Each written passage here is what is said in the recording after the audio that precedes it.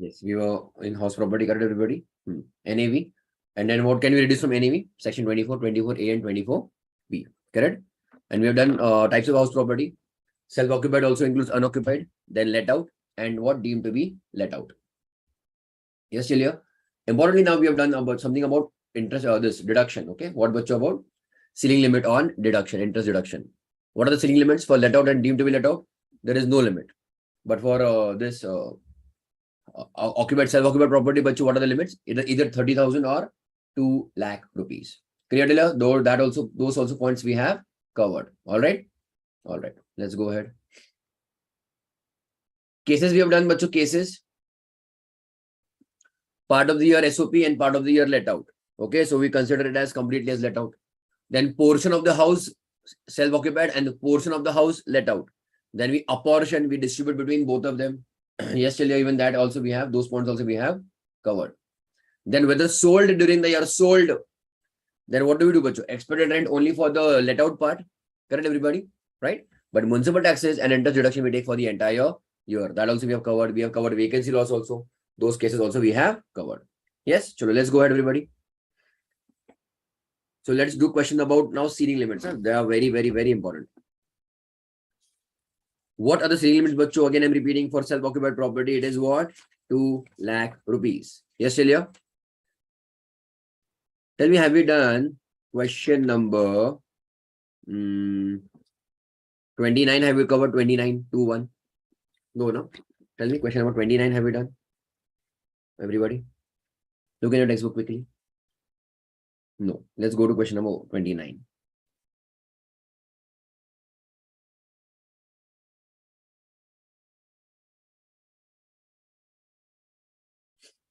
Ready?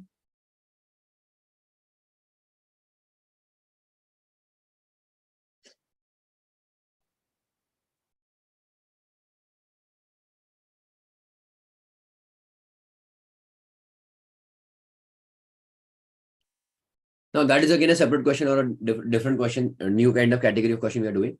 It is selection of deemed to be let out. Do you remember the concept, bacho? When we have to decide which properties are deemed to be let out? When you have more than two properties which are also self-occupied. So as per income tax, bacho, only 2 properties are allowed as self-occupied. So if at all any extra third or above third property is a self-occupied, we have to treat it as deemed to be let out. Clear to all of you? Yes. So we have to choose. So Nisha has 3 houses. Ready, bacho? All of which are self-occupied. All of them. So are there tenants, bacho? No, there are no tenants at all. Is she actually earning rent income? No. So there are 3 properties and all 3 are self-occupied. What we have to do? How many properties? How many properties can we consider as self-occupied? Tell me. Only 2 or maximum 2. Correct, everybody? So what will happen of one property? It will be deemed to be let out. When I say deemed to be let out, again, we will have to calculate it as let out property. That means we'll have to calculate it as expected rent. Actual rent is 0. Actual rent is, bacho, what? All of you, 0. Isn't it, everybody? Hai na? Correct, clear, all of you? So, which property will we prefer as deemed to be let out? Tell me this using common sense. I don't want any numbers. Using common sense, which property, what will you actually look at to choose out of these 3 houses? Which one will you choose for deemed to be let out? Very good, Mansi. Correct. Less tax means what? Correct, Khushbu. The expected rent should be the least. Among all 3 of them, expected rent should be, bacho, least. That can be 1 point. Another thing which you have to keep in mind. Okay. Another thing which you have to keep in mind is also very important. 24B. Okay. Why, bacho, 24B? What is 24B? Remember? It is deduction on interest. Why it becomes important now? We are going to get interest on all 3 houses, but that is also important because it does not have any ceiling limit. Hai na? Let out property. Are you getting in, Nitin? Let out property doesn't have any ceiling limit. So it can result into a bigger loss or it can give you low, or it can give you more deduction. है ना? So we'll be choosing that properties whose expected rent may be maybe lower. That is one point. Another is whose deduction may be high. So ultimately speaking, or finally speaking, bacho, we have to show also or present the answer. Why are we reaching at that conclusion? Understand now. What am I saying? We have to arrive at that conclusion. So you have to justify that conclusion. That how did you arrive at that answer? So simply speaking, all three properties, pay attention, bacho. All three properties we have to consider as SOP, as well as all three properties we have to consider as let out. And then we have to look at the combinations. We have to look at bacho, what all the combinations. And the combination which results in the least income, that is least tax, that combination we will prefer. All right, fine till here. Let's go ahead, everybody.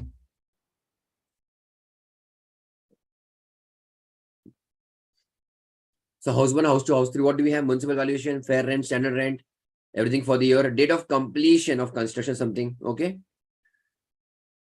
municipal taxes payable during the year, payable. It is accrued, but paid for house 2 only, correct? Interest on money borrowed for repair of property, accrued but not paid. Okay, fine. Electricity charges, society maintenance fees, what about that? We do not allow. Simple. Compute Nisha's income from house property for AY 23-24 and suggest which houses should be opted by Nisha to be assessed as SOP, so that her tax liability is minimum. So basically the question is about if she has 5-6 houses, then what? Na? Basically we choose which two are SOP. So automatically the remaining will be deemed to be let out. Is it clear, Delia? What is the question about, Kushbu? Okay, Indrajit? So write down. So basically how are we going to solve? We'll be solving the all three houses as SOP, again then all three houses as let out, and then we choose the combination. Okay, Delia? That one of them will be or deemed to be let out. No? So write down in your notebook.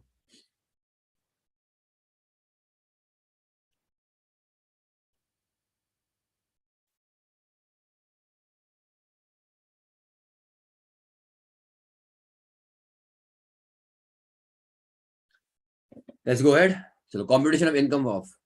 So first part.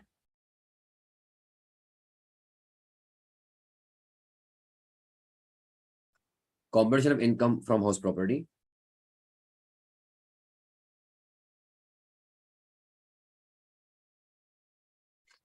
Assuming what, bacho? Let us say all three are self-occupied. All three properties are bacho what? Self-occupied. So therefore, what do we say? Particulars rupees. Particulars. House 1 rupees. House 2 rupees. House 3 rupees. Yes, everybody?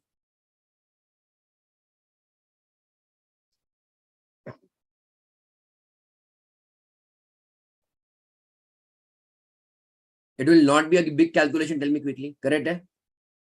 It will not be a very big. Hardly it is. In fact, the answer is only of 2-3 lines.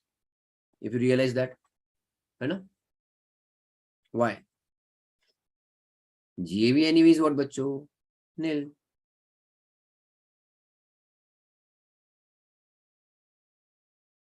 Correct. Very good. So 24 is also of no use. So less. I'm directly writing deduction under section 24B. Interest on borrowed capital.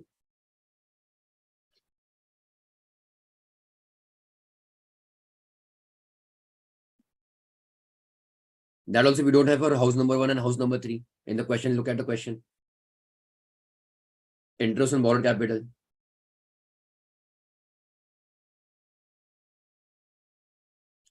है ना? So property now we are assuming it as self-occupied. Correct, Delia? How much amount will it take? Tell me quickly. For house number 2.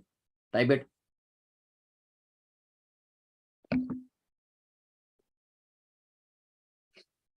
It is accrued but not paid. Will we take, not take? Tell me the figure. Nitin, Kushbu, Indrajit, Mansi. Okay, Indrajit.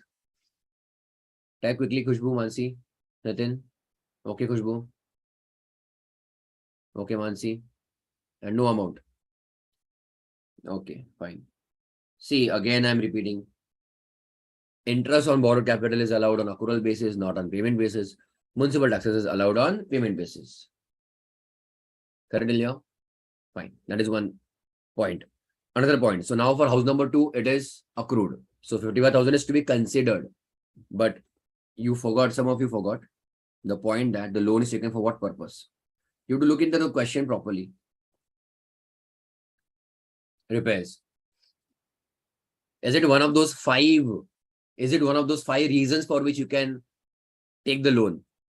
Acquisition, construction, reconstruction, repairs, and your main renewal. Yes, it is allowed. But what did I say? To get the limit of 2 lakhs, to get the ceiling limit of 2 lakhs, what is allowed? Only 2 reasons are allowed: acquisition or construction. Repairs, renewals, reconstruction, but comes under the 30,000 category. Yes or no? Nitin, understood? So even if 55,000 is accruing, I cannot take more than 30,000 because ceiling limit is 30,000. Upper limit is 30,000. Is it okay, everybody? So I'm writing here itself in the answer.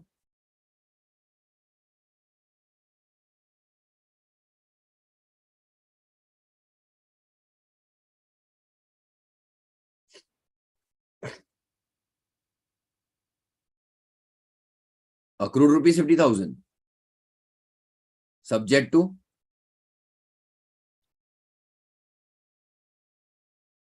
rupees 30,000 since loan is for repairs.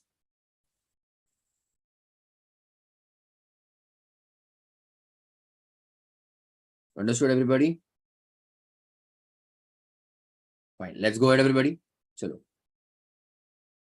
So what do we do? What do we get? We get our loss from house property. Simple.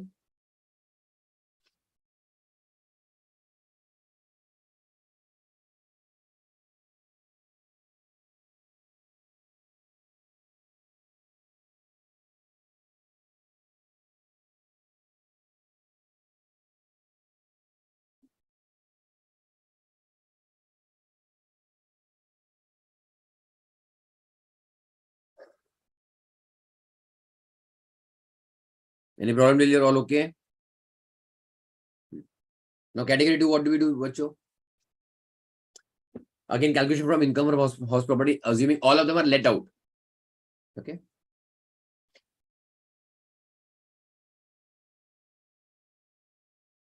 Computation of.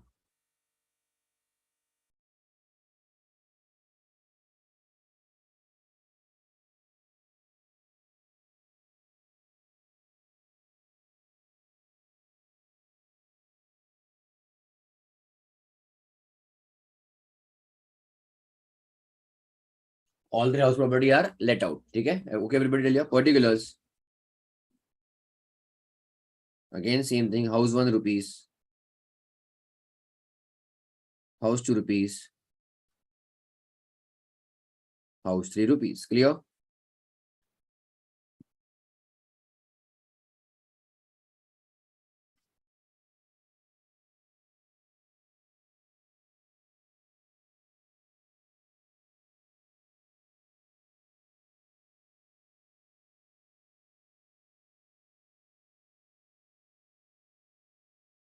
Done.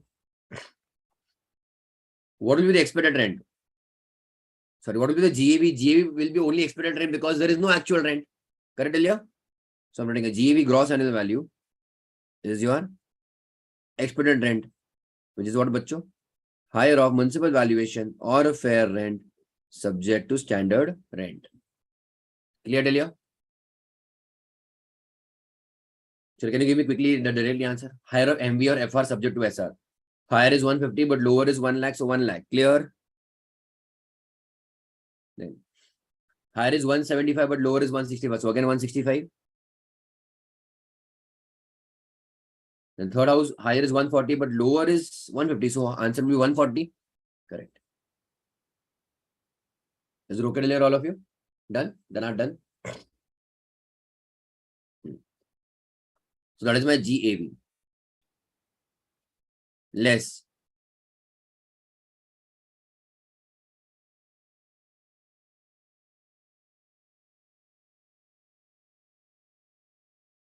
Municipal taxes paid by owner during the year.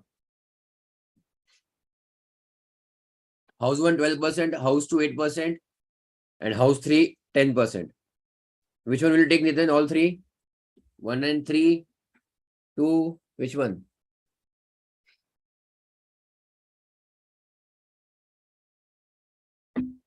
Okay, Indrajit. Paid for which house? House 2 only, na? It is given, na? Paid for house 2 only. So we'll take only for house 2.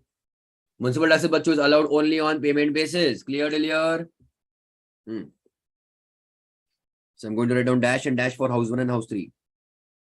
And house 2 is paid 8%. I'm writing here in bracket. 8% obviously of municipal valuation. I hope this is okay, clear now. Municipal valuation is 1,15,000. Give me this answer. 1,15,000 into 8% is what? 9,200, is it right? Tell me. Correct. 9,200.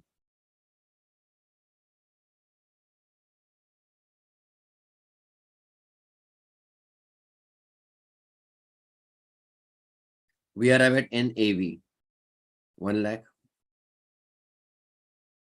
165, 1,65,000 minus 9,200 is what? 155, 200, 800, sorry. And 140. Less. Deduction under section 24. A. Standard deduction at the rate of 30%. 30,000. Then how much? 155, 800 into 30% is 46,740. Calculate properly. Calculate on the calculator. Don't just copy paste. 46,740. And 42,000, correct? And B. Interest on borrowed capital.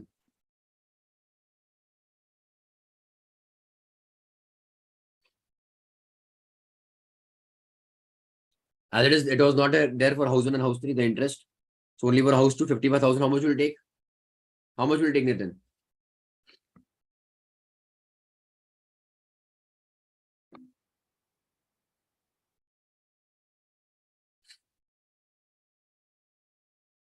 Correct. Entire 55,000 without any ceiling limit.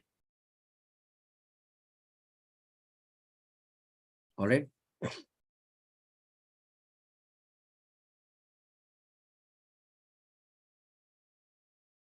Income from HP. Correct. Income oblique loss, whatever you'll have from HP. 70. This is 5460, correct, is it? And 98,000. All right, all of you.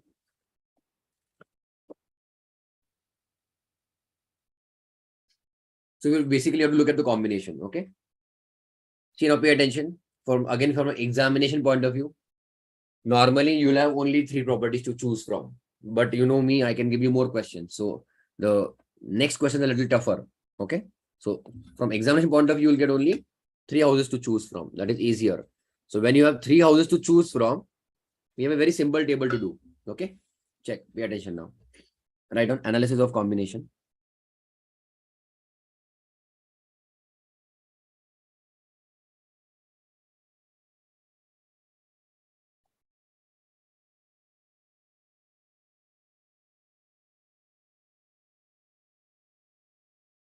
We'll make that tabulation table, rows and columns.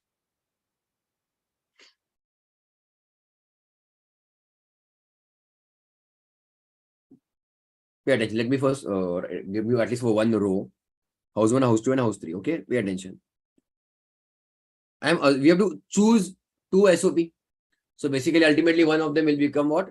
Deemed to be let out. So let us take Bacho. House 1 has deemed to be let out. Therefore, what will happen? House 2 and 3 self-occupied. Clearly, are you getting my point? House 1 I'm taking as deemed to be let out. So you will take basically figures from that relevant table. Relevant table means if I say house 1 is What deemed to be let out? You take it from let out property. House 1. Income is 70,000. Is it clear?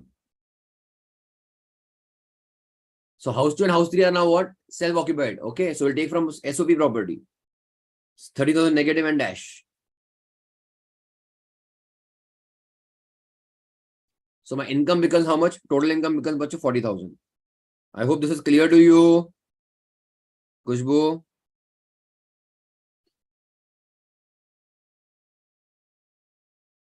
Start writing the table or finish the table rather. Then next combination is house 2 is deemed to be let out. Therefore, house 1 and 3 self-occupied. House 2 is deemed to be let out. Let out is here, 54,060. That is income. Correct, everybody? And house 1 is what? Self-occupied was dash, I think. This is all dash only. So income, total income is 54,060. Income is positive. And third, we take house 3 as deemed to be let out. Therefore, house 1 and 2 self-occupied. Is it clear to all of you? House 3 deemed to be let out, income is 98,000. Definitely not. House 1 was dash SOP and house 2 SOP was 30,000 negative. So 68,000.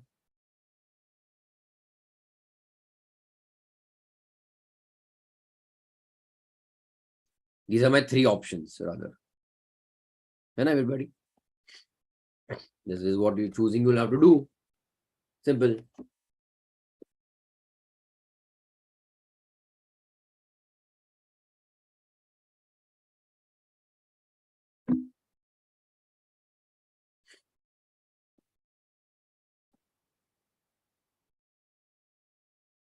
You have to choose which one. I mean, now we have 3 properties. Which two are SOP and which one is deemed to be let out?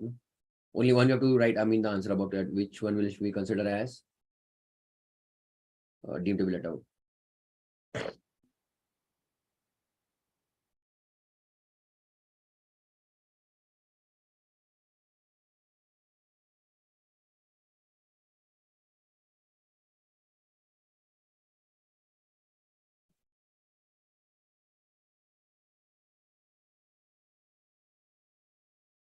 Yeah. So obviously highlight or double underline at least the answers. Which answer obviously we're choosing? We're going for the first combination because that is my least income, isn't it? That is what is legal proper tax planning. Okay. So and a note.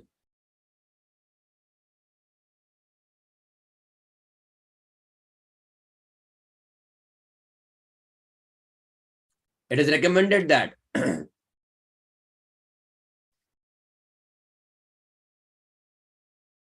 house 2 and house 3 to be considered as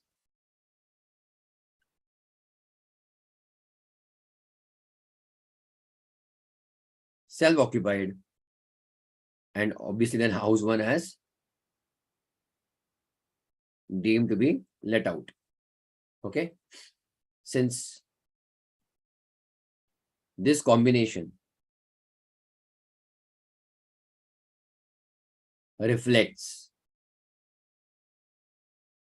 least tax liability. Correct, Delia?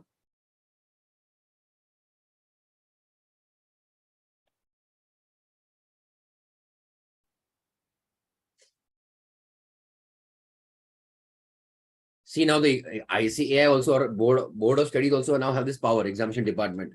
They can ask you these questions in MCQ for 2 marks. Okay. They can give you this question and ask you multiple questions. What is let out of this property? What is SOP of this property? Then which combination is best? They can ask you this. What I'm trying to tell you, even if the question looks lengthy or whatever you are doing looks lengthy, there is a possibility that they can ask you for MCQ. Now in MCQ, only the main answer matters. Presentation doesn't matter. So they may expect that also, okay, that you are doing it, you are able to find out the correct answers. Yes, Celia? So basically, henceforth, we'll be doing a little bit tougher questions.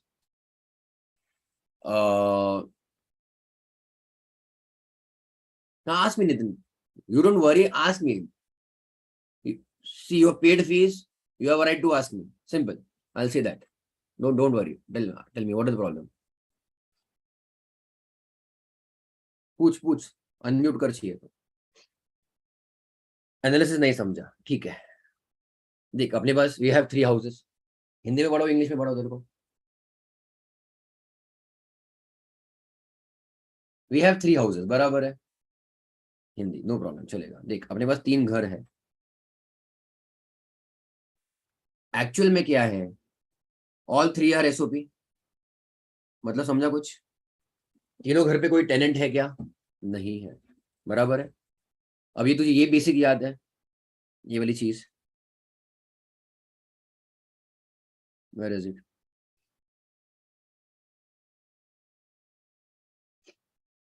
ये वाला, ये याद है देखो. Government ने क्या बोला, income tax ने क्या बोला, अगर तुम्हारे पास 2 से ज्यादा घर है जो खाली है, बस तो तुम बस 2 ही घर मान सकते हो जो खाली है. खाली समझ रहा है ना, वेकेंट है. उसके आगे कोई रहेगा तो you have to consider that as deemed assumed to be let out. तो उसका जो इनकम टैक्सेबल होगा ना. मेरे पास मैंने पता चेन्नई में घर है, बैंगलोर में घर है, दिल्ली में घर है, और तीनों खाली है. तीनों खाली मतलब मैं घूमता फिरता हूँ, तीनों में घूमता फिरता हूँ, बट तीनों में कोई टेनेंट नहीं है ना. तो क्या होगा, हमको एक प्रॉपर्टी ऐसा चूज करना ही पड़ेगा जो deem to be let out माना जाएगा. या फिर मेरे पास ऐसा, उसका दूसरे एंगल से देखो, मुझको चूज करना पड़ेगा 2 ऐसे घर. अगर मेरे पास 10 प्रॉपर्टी 10 के 10 खाली है तो क्या, मेरे को मैक्सिमम 2 ही अलाउड है एसओपी. तो मुझको चूज करना है 2 घर जो एसओपी है, तो अपने आप बाकी के क्या माने जाएंगे, deem to be let out. ये बात ठीक है यहाँ तक. हाँ यहाँ तक ठीक था. तो मेरे पास अब 3 घर है ना यहाँ पर भी. तो मैं कैसे चूज करूंगा कि मेरे कौन से 2 प्रॉपर्टीज एसओपी माने जाए. तो हम लोग करते क्या है, तीनों को एसओपी के एंगल से भी देखते हैं. मतलब तीनों का बेसिकली एसओपी का नंबर निकालो, ये समझा. एसओपी के लिए कैलकुलेट करो, और तीनों के लिए deem to let out to be वाला भी कैलकुलेट करो, ये समझा. हाँ. अब हमको कॉम्बिनेशन लेने पड़ेंगे. कॉम्बिनेशन तो समझता, कॉम्बिनेशन. मेरे पास क्या था ऑप्शन, 3 में से मुझको 2 एसओपी पकड़ने, तो 1 लेट आउट हो गया, है ना. फिलहाल के लिए बराबर है कि नहीं. तो मैंने माना मेरे सामने 3 मैंने घर रखे होंगे कॉलम वाइज. तो फर्स्ट कॉम्बिनेशन में ले रहा हूँ कि H1 हाउस 1 को मैंने लिया deem to be let out. Therefore क्या हो जाएगा, हाउस टू तुम्हारा क्या हो गया, सेल्फ ऑक्यूपाइड. ये नंबर्स कहां से लिए समझा क्या, नंबर समझे. दैट इज वन कॉम्बिनेशन, ठीक है. उसका आंसर सबका मिला के 70,000 माइनस 30,000 कितना आया, उसका इनकम, तीनों घरों का इनकम मिला के कितना आया, 40,000. और जब उसका मैं कैलकुलेट करूंगा income tax return, income from house property will be 40,000. बराबर है. That is one combination, one option we have. दूसरा ऑप्शन मेरे पास क्या है कि मैं हाउस टू को deem to be let out ले लूं. तो हाउस 1 हाउस 3 मेरा क्या 30,000 के कहां से आया. तो वही तो पूछा मैंने, नंबर्स नहीं समझे कहां से आए. अब देखो हाउस 1 क्या है, deem to be let out, या फिर let out. Deem to be let out मतलब लेट आउट ही मान लो. तो 70,000 कहां से आया, यहां से आया. तो हाउस 2 और हाउस 3 क्या है, एसओपी ना.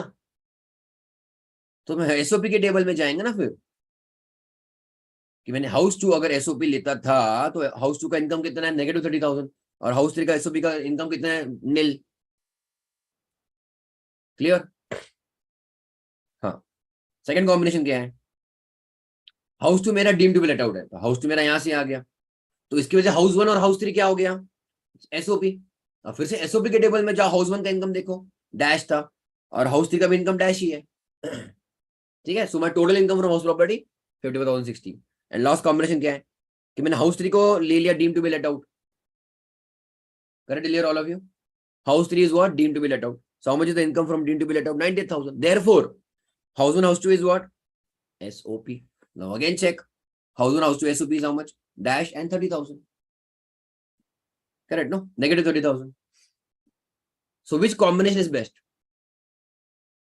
where we have the least income, isn't it?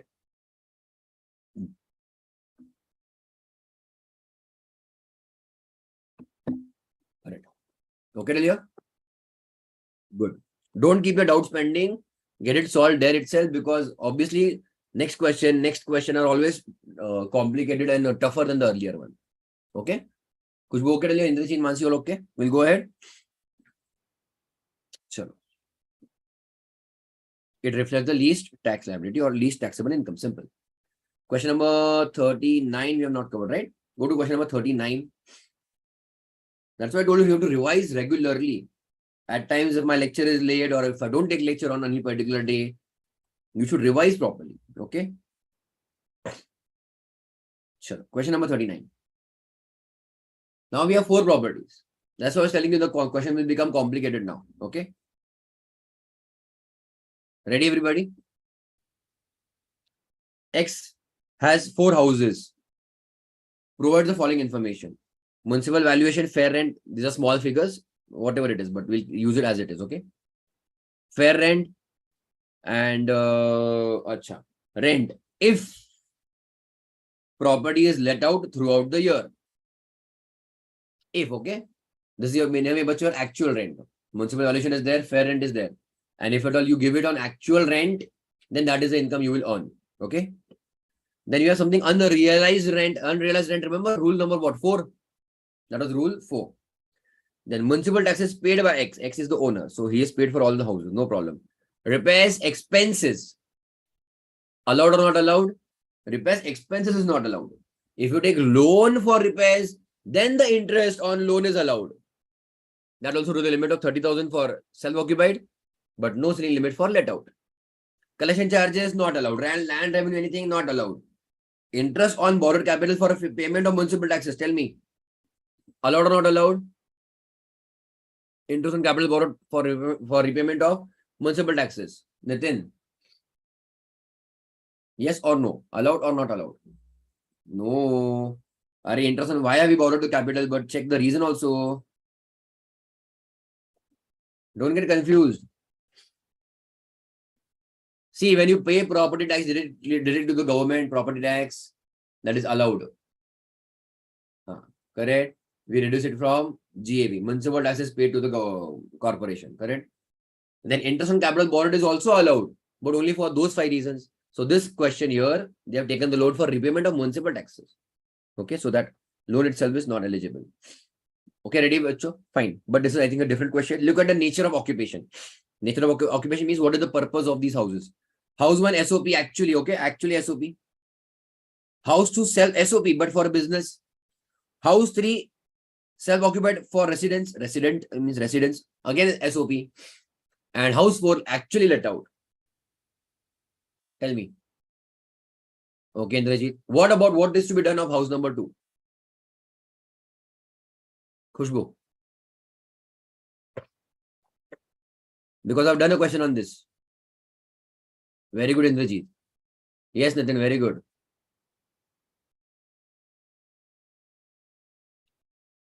House property, if it is occupied by owner for a taxable, for running his business in simple language, then that house is not to be considered under this head of income. We have to consider that in Bacho, income from business, okay? PGBP, profits and gains from business or profession. Clear here, everybody? I hope that you remember Khushbu Mansi. So here, if I tell you, now pay attention. House number 2 is gone. It doesn't fall under house property. Correct here? So now we have only 3 houses. House 1, house number 3, and house number 4. Out of that, 2 are actually SOP and 1 is actually let out. My question to you is, we have to choose or not choose? Good, Indrajit. You have to choose or not choose? Very good, Nitin. Yes, Mansi. Yes, Kushbu. Very good. You understood now. We don't have to choose now. This is what very basic things. I hope it is clear now. Very good. You don't have to choose now. Which one is SOP and which one are deemed let out? Because we don't have more than 2 properties as SOP. Clear earlier? We don't have more than 2 properties as self-occupied. So we don't have to choose. Simple. So whatever we have, we will calculate as it is. Clear earlier? Okay. And again, one more note they have given. Business income is 5,80,000. It is without, you'll have to assume that it is, these things are covered, not covered. We'll have to assume. These things means which one? These ones. These ones, sorry. Expenditures are allowed from business income. Then, determine the taxable income of Mr. X for AY 23-24. Assuming that X pays insurance premium of 65,000 on insurance policy of 370,000 taken in the name of his mother. Taken in the name of his mother. Again, it is basically something section 80C, chapter 6 deduction. But since the policy is taken in the name of the mother, it is not allowed. That is a different thing. Okay. We want basically taxable income, बच्चों, because we have two heads of income, house property as well as business income. Ready? Shall we go ahead? Chalo, let's go. Question number 39.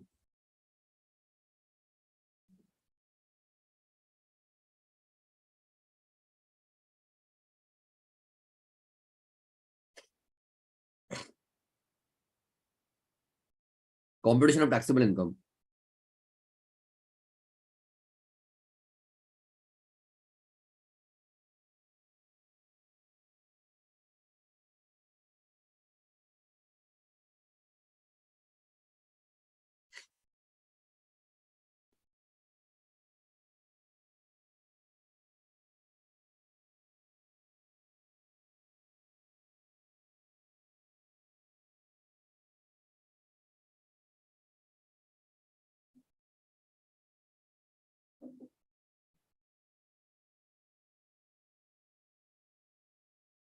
Particulars, rupees. Ready, everybody?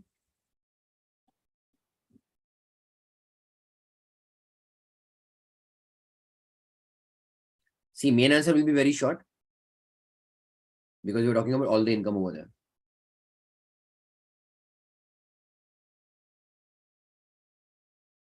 Income from house property, working note 1.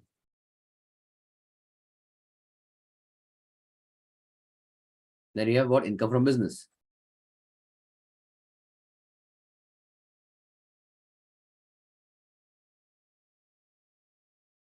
They've given you 5 like 80,000. So I'm writing 5 like 80,000 directly in the outer column. Total of which all my incomes are what? Gross total income. Clear till here? That we have already covered in the first chapter, right? Gross total income. Less what? But obviously chapter 6 deduction.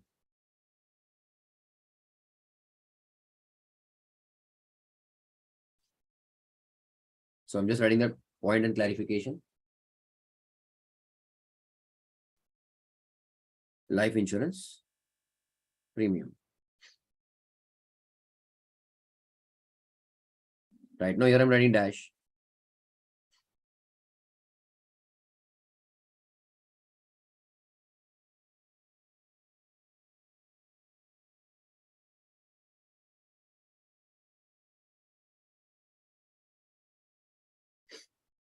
So income from, sorry, net total income.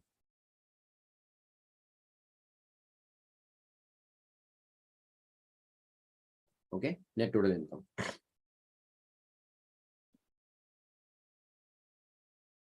So writing here some notes. Ready, bachcho? Point number 1. See that 5 like 80,000 business income, correct? You arrived till here, all of you done till here? So house number 2 belongs to PGBP head of income. I'm repeating. House number 2 belongs to PGBP head of income. So in the last one of the questions also you have seen expenditure of house 2 are allowed as business expenditure. Expenditure of house 2 like repairs, municipal taxes, interest are allowed as business expenditure. That is P&L debit will be allowed. But here they have given you already the income, the amount of 5 like 80,000. So here you have to give an assumption. I'm giving an assumption that 5 like 80,000 is coming.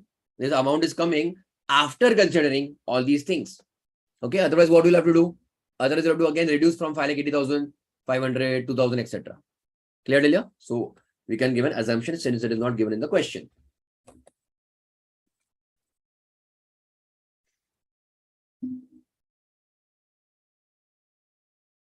Right now, it is assumed that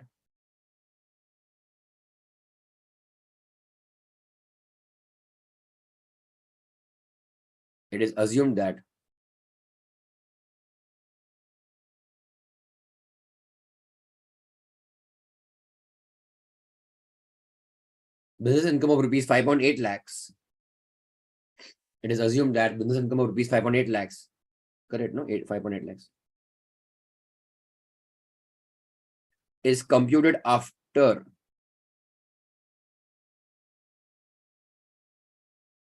considering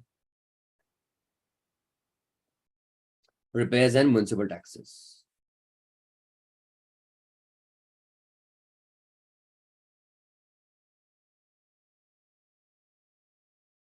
Fine till here? Then why are we not considering house to in house property? That also point we have to cover.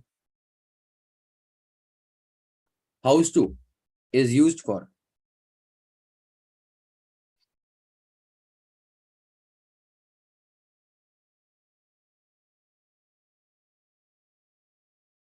business purpose. Full stop. Correct? Therefore,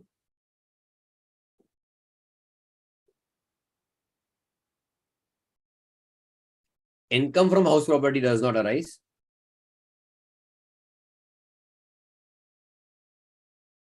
House to is for business purpose. Therefore, income from house property does not arise. Full stop. However, expenditures on house to are allowed as business deduction.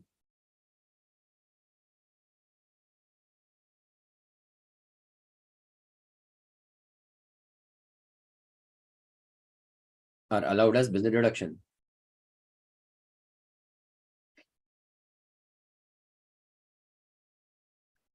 House 1 and house 3 now. House 1 and house 3 are SOP.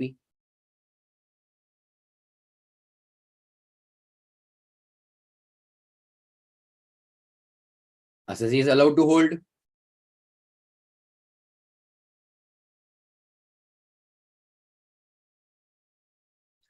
Assessee is allowed to hold 2 SOP in any year. In any year.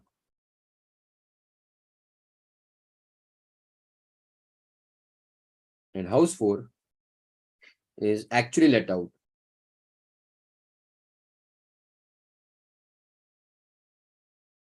Therefore, income from HP will arise.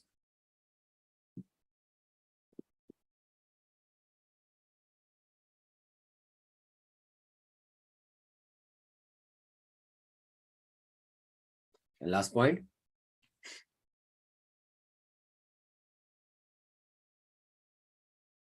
Life insurance policy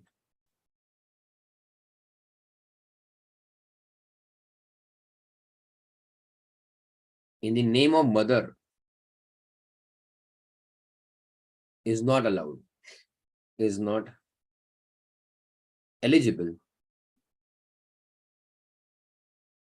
is not eligible under section 80C. Right, Delia? Done, everybody?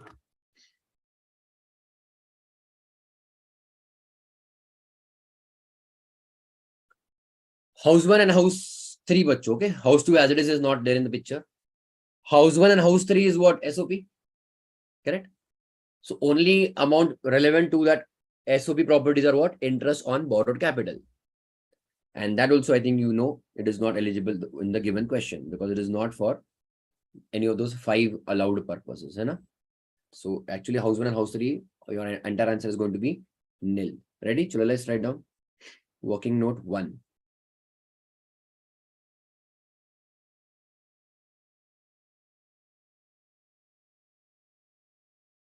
Particulars, house 1 rupees. Then house 2 is not there in this head of income.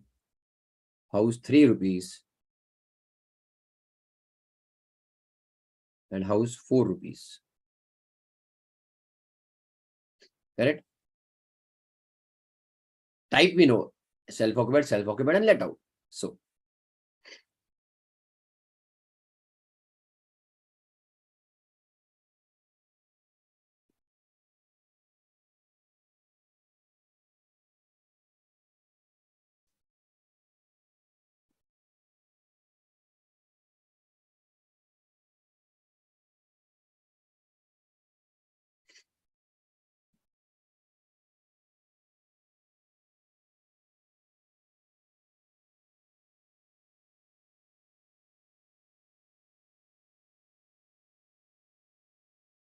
GAV calculation.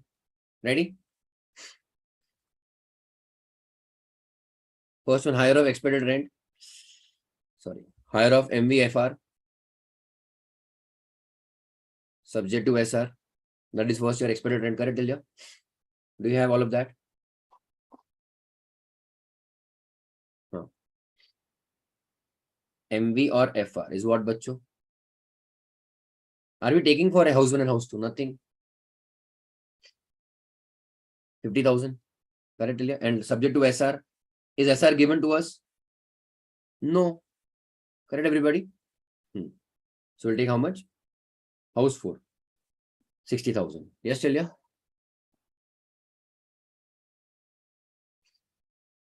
Second, actual rent.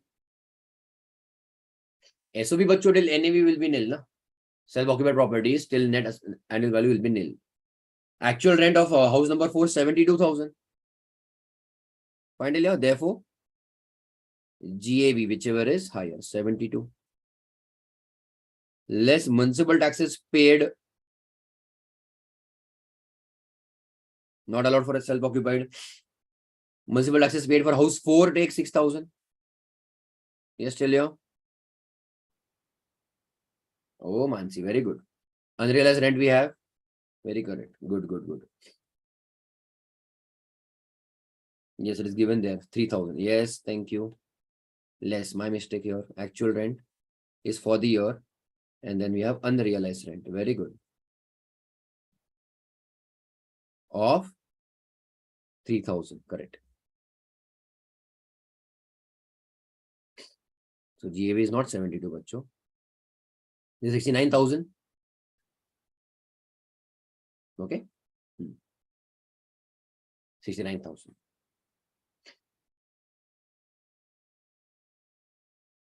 Then so this 6,000 municipal taxes, therefore NAV. 63,000. Correct. Less what bacho deduction under section 24.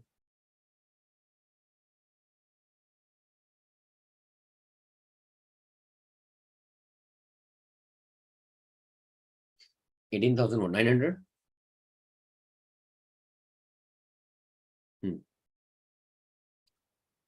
Interest on municipal taxes. Interest component doesn't come only, na? It is interest on borrowed capital which will come under 24B. Interest on capital borrowed, it is na? Loan taken. And as loan repayment interest. So we don't have any category for that. We have only 24B for that. I mean interest on borrowed capital. But that capital is borrowed not for the eligible purpose, na? So it will not be, it is not also allowed under 24B. Municipal taxes paid and loan taken for municipal taxes are two different things.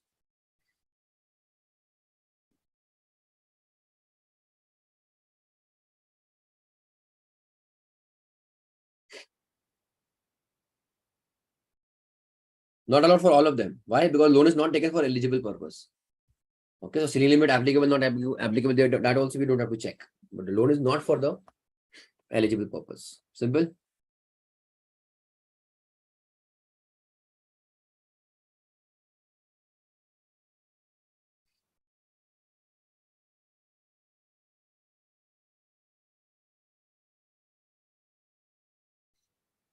How much was it? 44,100.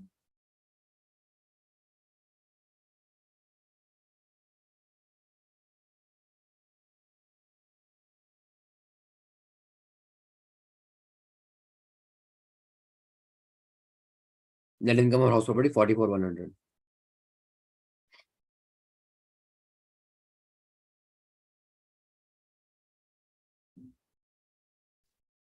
See, as much as possible, all the adjustment given in the question, at least whatever data is available, give a clarification that why are we not considering interest on borrowed capital.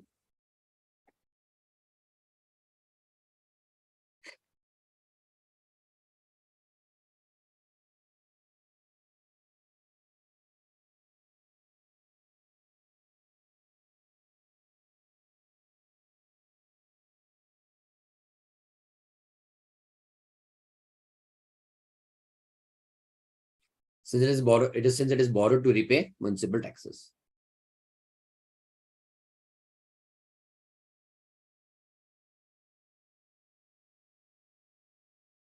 Okay. which is not eligible.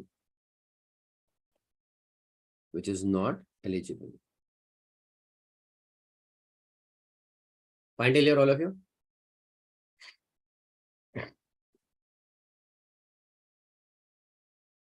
We'll go ahead.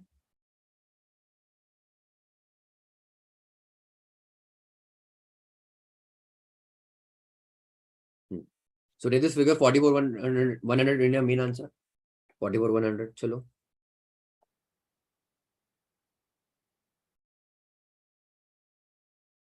Gross total income 624 100. Chapter 6 are not allowed, therefore 624 100 is my net total income or net taxable income. Clear till here? Done? Yes? Tell me more tougher questions. Tell me. मजा नहीं आया sir. No fun. है ना? You want more tough. Like you go for pani puri, no? More spicy. More spicy. है ना? Like that. Ready? I'll give you spicy questions. Don't worry.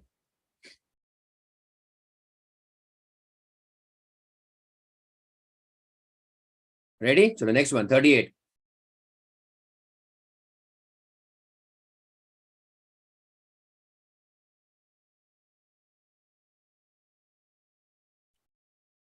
Let's go ahead. 38.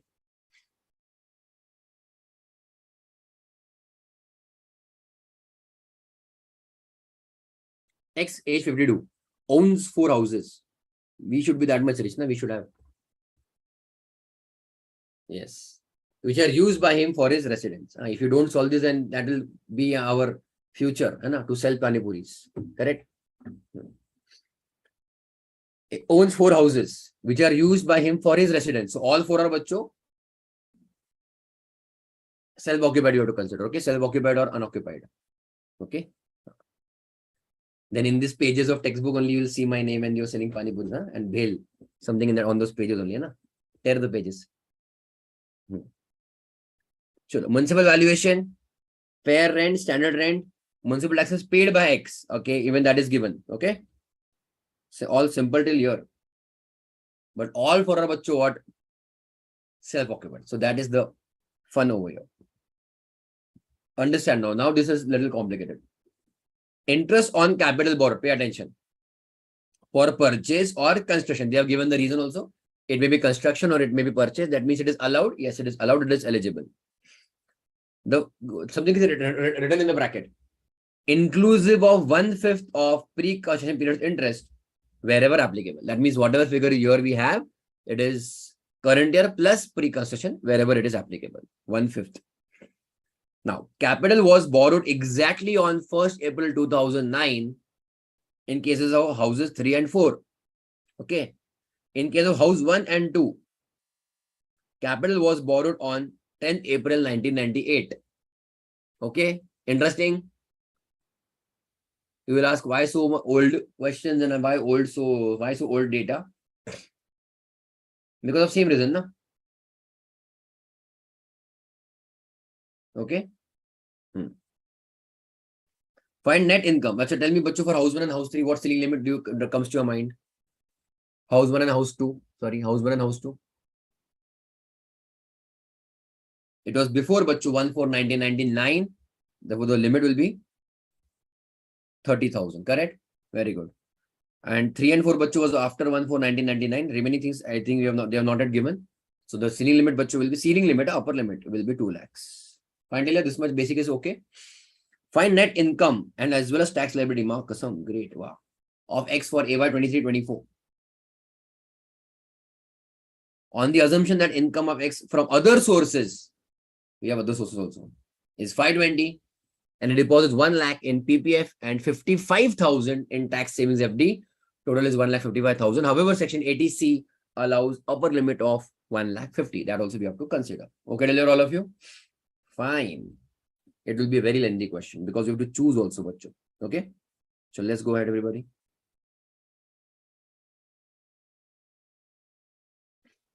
Computation of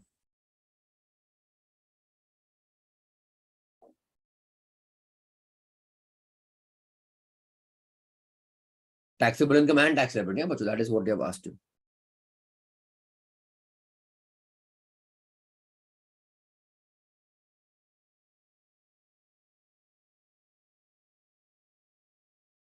Of X.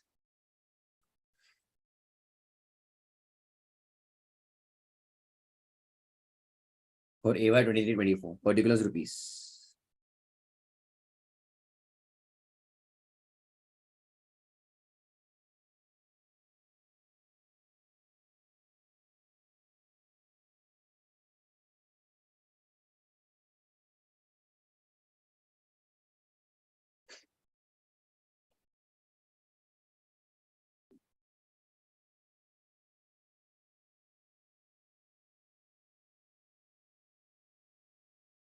How many heads of income you have now? 2. House property and other sources. So first we'll write down the income from house property.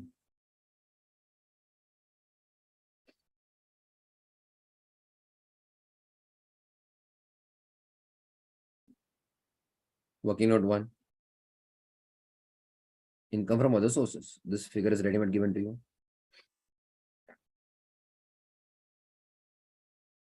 This figure was what? 520, 5,20,000. Okay. Totals of income is GTI, gross total income, less what do we say? Chapter 60 deduction. Chapter 6A deduction. Under that first one, section 80C. Clear till here? I'm writing in inner column kind of. There is no inner column, but I'll write on there only. We'll take both. Both are allowed.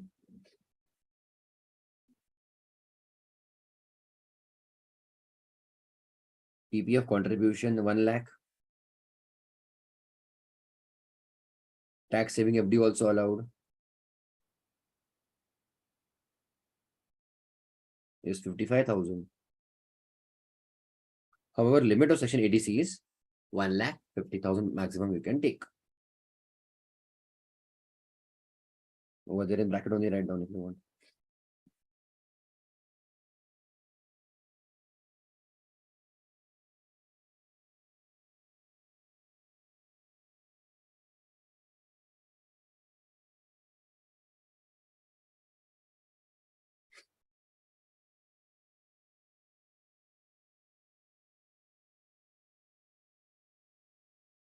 Done till here, all of you?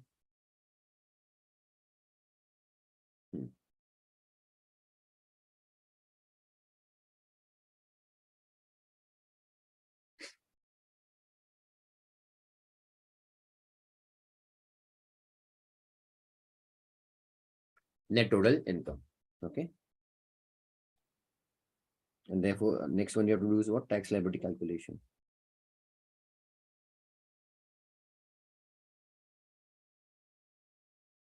Correct, all of you?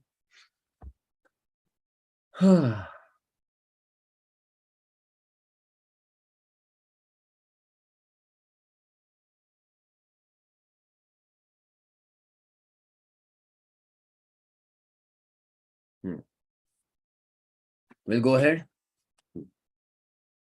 Leave 5-6 lines over here. So now working note 1.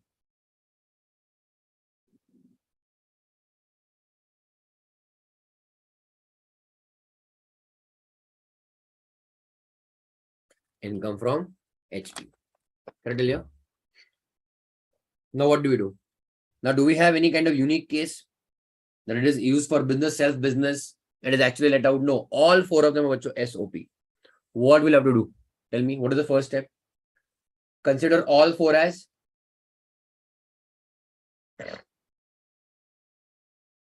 SOP. Then consider all 4 as let out. And then we check, and then we take the bachcho combination. Yes, chaliyo? Okay, so please be careful. Ready, bachcho? Chalo. First one. Income from HP.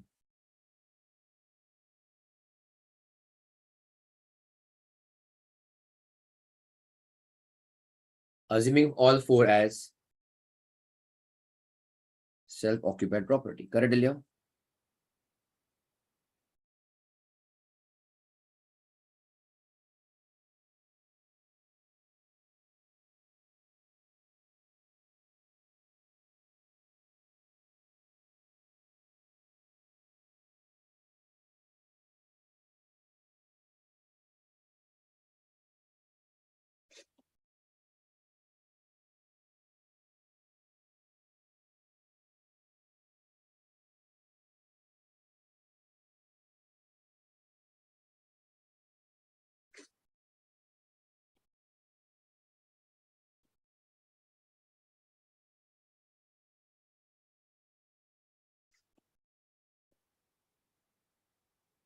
SOP, no?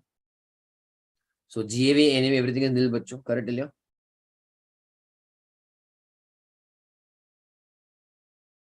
Fine. Less what? Deduction under section 24B. Self-occupied. Tell me. House 1 is 35,000. House 2 is 35,000. For both, we'll take 30 each.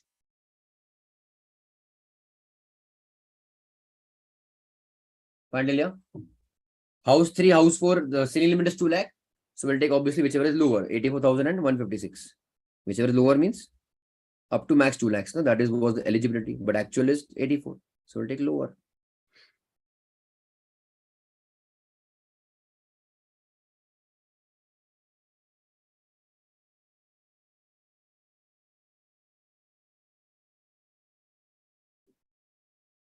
Yes, still, yeah, all of you. 30, 84 and 156.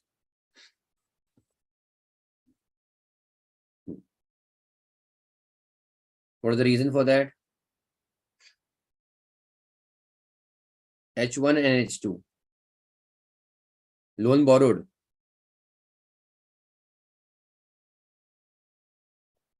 Before what date? Before 1/4/1999. Therefore, ceiling limit is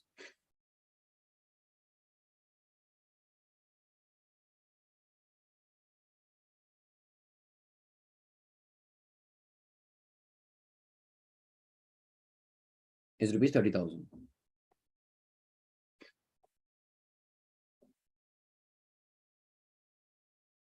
And H3 and H4. Ceiling limit is rupees 2 lakhs. Correct?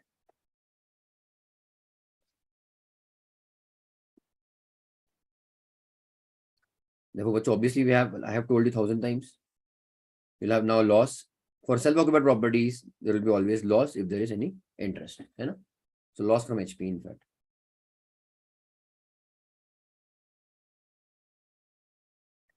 Loss from house property, same figures. 30,000, 30,000.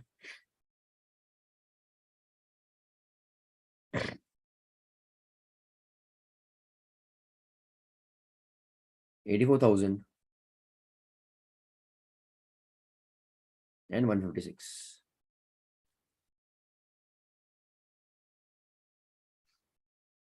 Correct?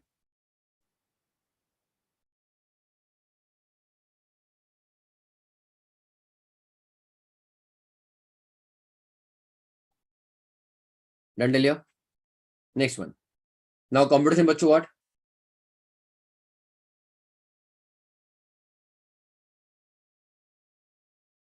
Of income from HP. Considering what?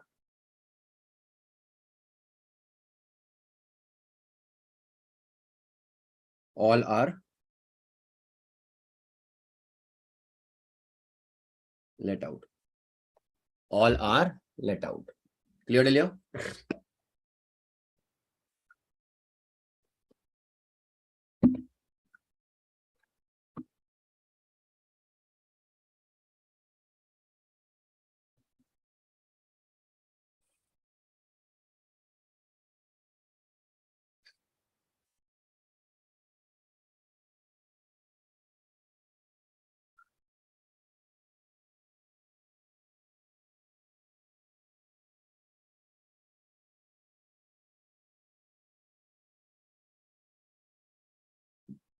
And house 4 rupees.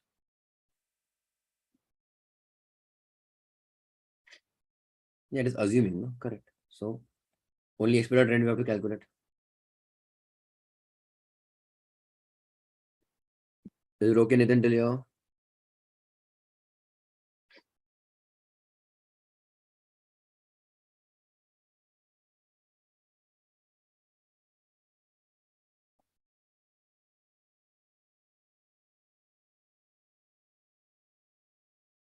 So GAV is obviously but your expected rent.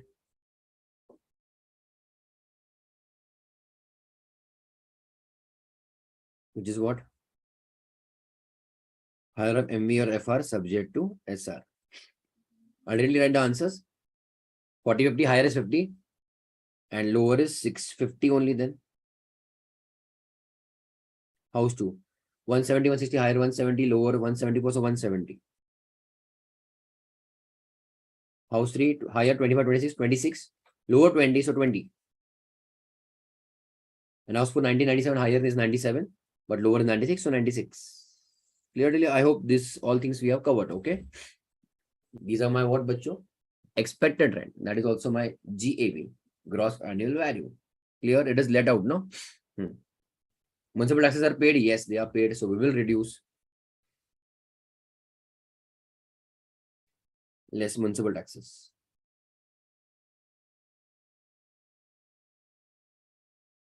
Municipal taxes paid 8,000.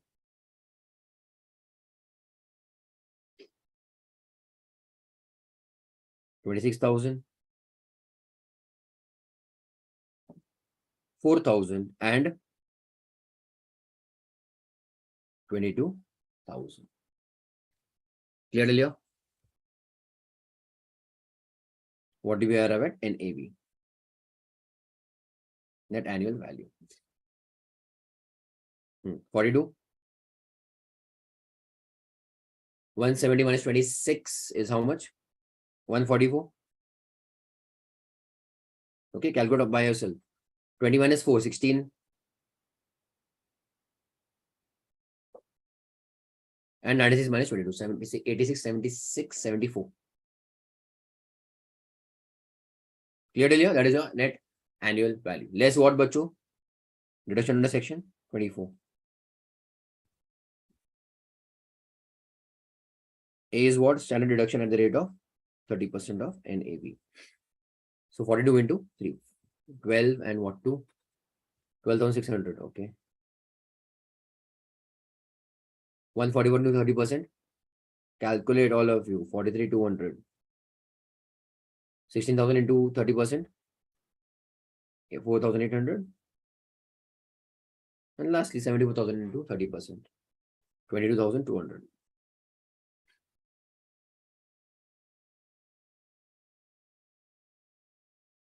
Yes, Celia, everybody? We have to reduce, not add. Correct, no? And B, again, interest on borrowed capital. Any ceiling limit? No, no ceiling limit. So whatever figures we have, we will write them as it is. Clear?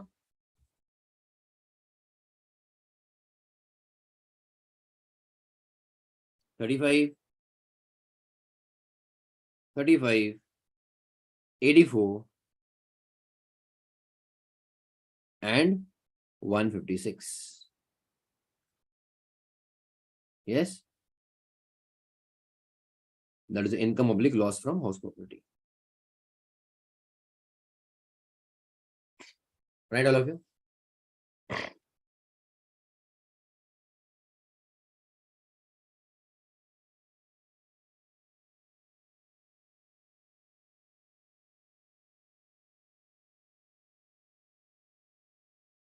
Accrual basis, what? The figures are given to you on accrual basis, correct? It is not a paid basis. So they have not said only, no? They are just written this much. Interest on capital borrowed, that's it. They have not given you anything about payment of taxes, and for that we don't even check. We just check accrual basis. Okay. It is due for the year. So give me figures. First one is how much? Is it negative? 5,600. Confirm, Nitin. Indrajit, second one. Khushbu, third one. Mansi, fourth one. Sir, मैं कौन सा वाला हूँ? Second. I told you second.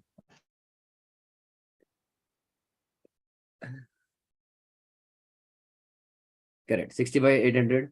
Okay. Positive. 72,800 negative. Okay. And last one, 1,04,200. Okay. Fine. Good.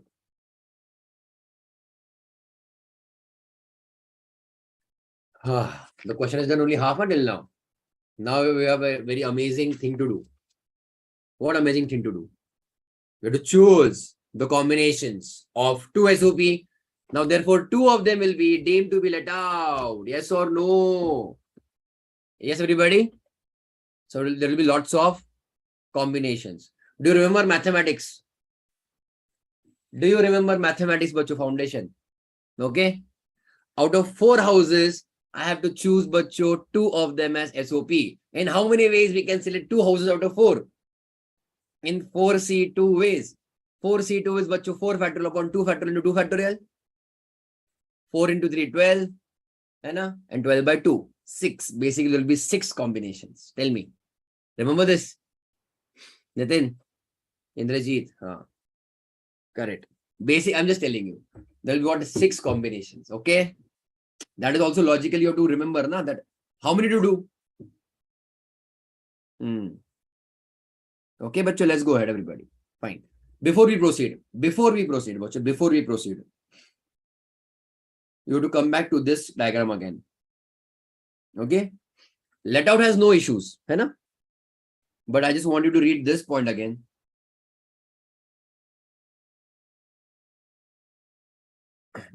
The ceiling limits. I'm just discussing the ceiling limits. Okay, everybody?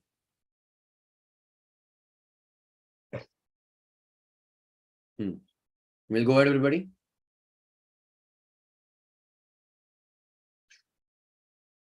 Maximum rupees 30,000 in total for 1 or 2 SOPs. Okay. And here, again, same thing. Maximum 30,000 in total for 1 or 2 SOPs. And here, maximum rupees 2 lakhs in total for 1 or 2 SOPs. What are they trying to say? Per property, the ceiling limits are per property. The ceiling limits are 30,000 or 2 lakhs. But also, in totality, the ceiling limits are also 30,000 and 2 lakhs. What does it mean? That if 2 houses, understand now, house 1 and house 2, the ceiling limits were 30-30. Pay attention, all of you. House 1 and house 2, the ceiling limits were 30-30 in our question. So in totality also you'll get 30,000. You will not get 60,000. It is not 30,000 plus 30,000. In totality you will get, bachu, what? 30,000. Are you getting my point? I'm talking about that also, bachu, about the ceiling limit. Okay, about ceiling limit. Come to this point also. Page 5.4. Page 5.4. We'll solve this question so it will be more clear to you. Don't worry. We'll first solve this. Page 5.4. What do you see this last line? Total cap limit for all of the above cases for self-occupied properties is rupees 2 lakhs. So whatever you do, any kind of combination it comes to, the amount cannot be more than rupees 2 lakhs. What I'm trying to tell you, if one house is that 2 lakh ceiling limit and another house is at 30,000 ceiling limit, you can't take 2 lakh 30,000 as ceiling limit. No. In any case, whatever you do, the ceiling limit is 2 lakh rupees. Let us say there are 2 houses. We had house 3 and house 4. We had house 3 and house 4. House 3 ceiling limit was 2 lakhs. House 4 ceiling limit was 2 lakhs. 2 lakhs. My ceiling limit is not 4 lakhs. My ceiling limits for both of them is rupees 2 lakhs. Tell me, everyone understood or no? Okay. Ceiling limit is what, bacho? 2 lakhs in totality. Okay. So per house also is okay. But when more houses come into it, in totality, bacho, it is not more than 30,000 or 2 lakh rupees. Clear? Let's go ahead. Okay, come back to the question number 13 and whatever it was. Ready, bacho? Chalo, give me. We'll go sequence wise. Okay. Now I can't make a proper table over here. So we cannot do that kind of table. So I'm writing analysis of combination.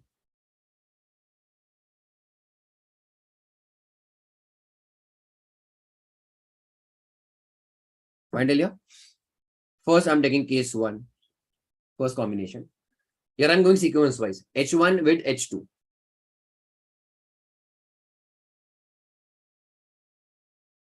As SOP. Therefore,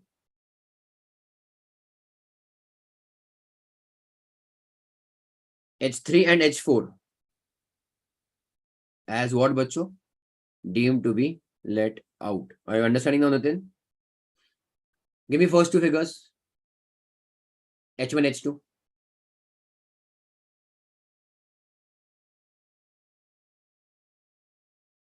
Give me normal figures. Don't calculate. Just give from the table. You have two tables. One you have self-occupied, another you have let out. है ना?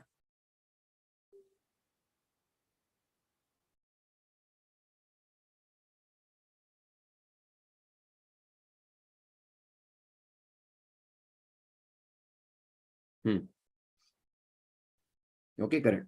30,000. Pay attention, okay? It is negative, by the way.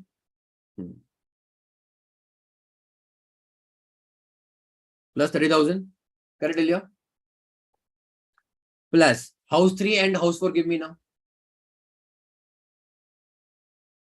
It will be from let out. Again, 72,200. Sorry, 72,800. But negative. House 3, na now. House 1 I'm taking as SOP. Now I'm taking house 3 and house 4 as deemed to be let out. No? We have 4 houses to take in totality. Basically, we're choosing 2 from here and 2 from there, something like that. Hai na? Plus what, bacho? House 4 also deemed to be let out. I cannot take total of this, all 4. Why? I will not take. I cannot take bacho total of all 4. Understand, Kushbu, Nitin, Indrajit, Mansi now. I can't take total of all 4.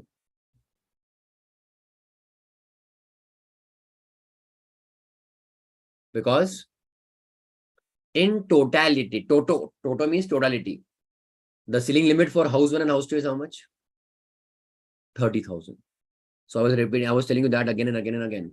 You can't have 30 plus 30 as 60 ceiling limit. No. Nitin, are you getting my point? So just box this for your understanding, bracket this. Okay. See, understand. Again, let me repeat very basic thing. For let out or deemed to be let out, is there any ceiling limit? No. So the question is only for self-occupied or self-occupied properties. Okay.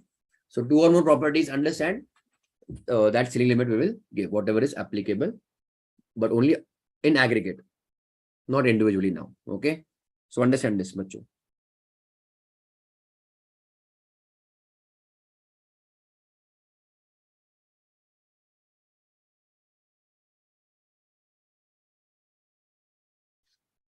Okay. I'm writing here also, since ceiling limit in total is rupees 30,000. है ना?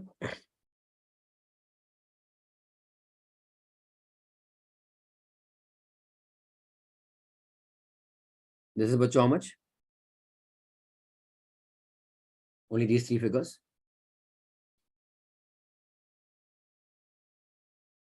Sorry, 2,07,000, I think. Is it right?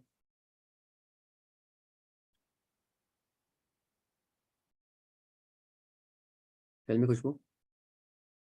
Negative, obviously. Okay, negative.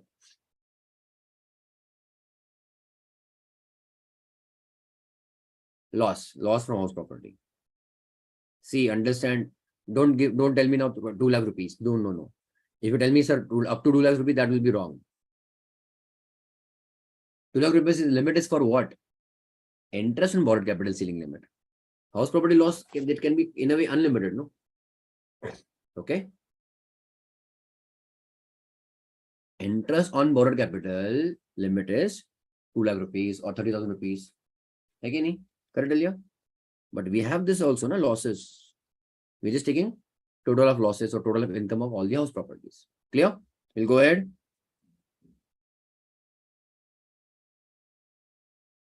Second, I'll take H1 with H3 now. Is it okay?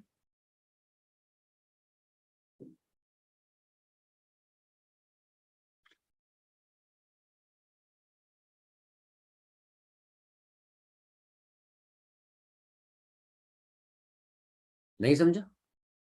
Take total right now of these 3 figures.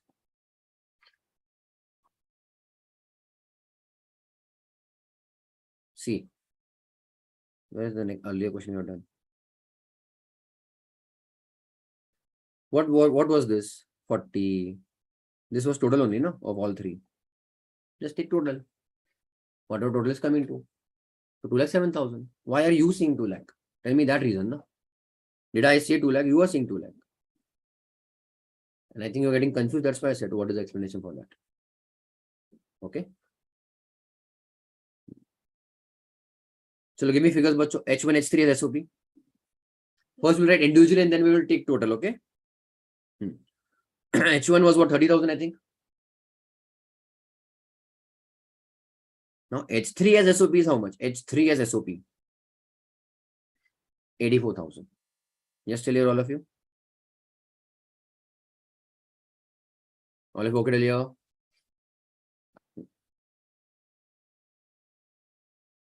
Plus. Deemed to be let out H2 is how much? 65,800 positive. And H4 as deemed to be let out 1,04,200 negative.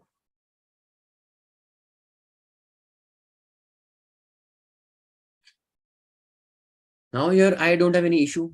Why I don't have any issue? Is it exceeding the limits? H1 belongs to which category? H1. It belongs to ceiling limit of 30,000. Yes. Any problem here? No. Understand. It is SOP, but I'm talking of ceiling limit. House 3 belongs to which category of ceiling limit? 30,000 or 2 lakhs? Then house 3. 2 lakhs. So individually they are within their limits. And together also they are within the limits. Okay. Together also they are within the limits. In any case, it is not more than 2 lakh rupees. Am I merging 30,000 category houses and 30,000 housing category classes and taking 60,000? No. Over there, I have to limit them because H1 and H2 belonged to what? 30,000 category. That's what total also I'm taking 30,000. I'm getting a difference. But in this case, what is happening? House 1 belongs to 30,000 category, so I'm keeping it 30,000. And house 3 belongs to 2 lakh category. So they are within their own limits. And in totality, the gross limit, they are not exceeding 2 lakh rupees. Clear? Yes, still here, all of you. So we will not limit them here. All 4 numbers we have to consider. Is it okay? Give a star mark to this question for concept clarity.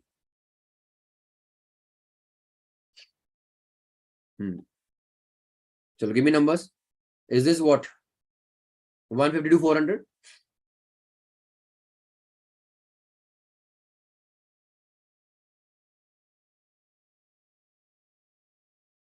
Loss, correct.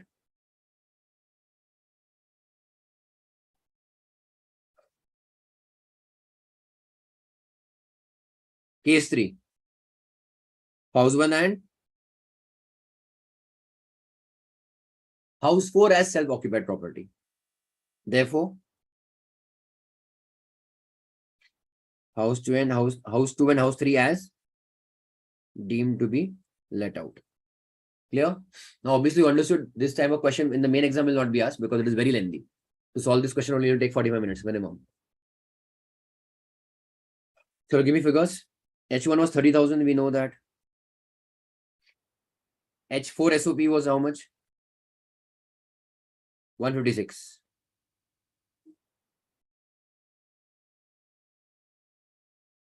Tell me here, we have to limit them or separate. Is 156 plus 30 exceeding 2 lakh rupees? No. Is 30,000 within limits? Yes. Is 156 also within their own limit of 2 lakhs? Yes. So, and in totality also not exceeding 2 lakhs? Okay. So, no problem. We will consider them individually. Clear till here? Plus, house 2 deemed to be let out? 65,800 positive. Correct, no? And house 3 deemed to be let out? 72,800 negative.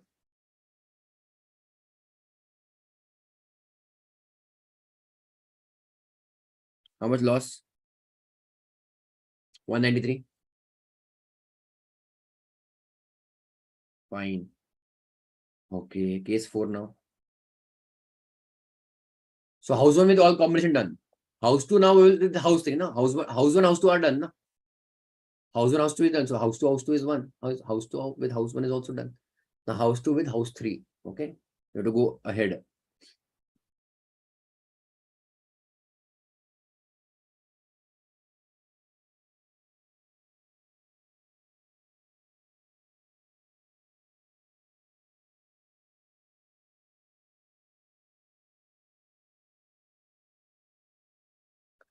As deemed to be let out property. Clear earlier?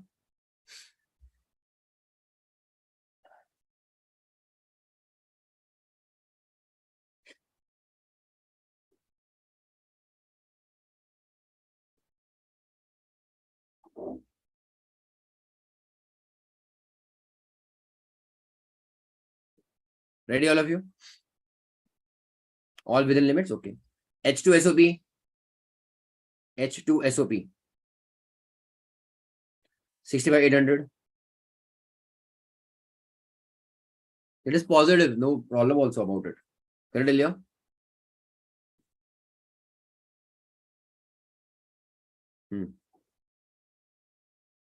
Correct, no, everybody? Sir, No, H2 I क्या took, लिया? no, I took wrong figure. I took wrong figure. That's why something went wrong. 30,000, no? Yes. H3 is how much? 84. Correct, no? Tell me. They belong to different categories and they are within their own limits and they're also cumulative within limits of 2 lakh rupees.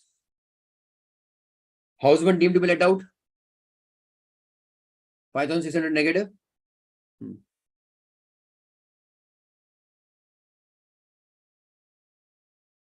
And house 4 deemed to be let out. 1,04,200. This is one of your highest loss, I think. Is it 264,400?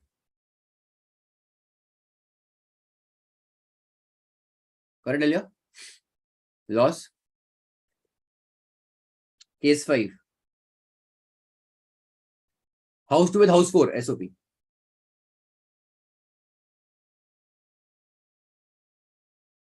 Therefore,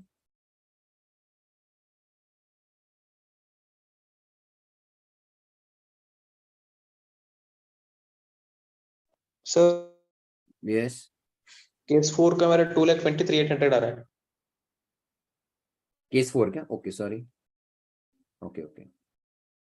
I actually copied then. I think another number only. That is correct. Okay, 223,800. Correct. Fine. 223,800 is the total. Fine.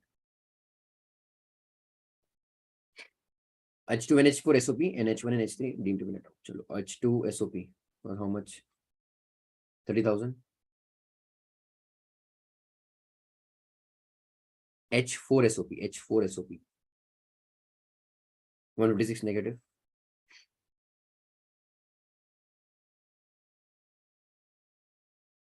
H1 deemed to be let out. 5,600 negative.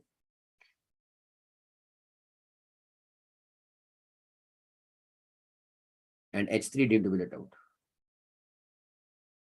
70,800, correct? This will be one of your highest losses, I think. All of them are into losses. This is 264,400. Tell me. Yes, all of you.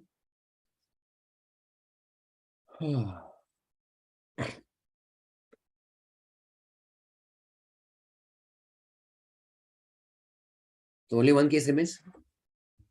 Now house 3 with house 4, no? SOP. Correct?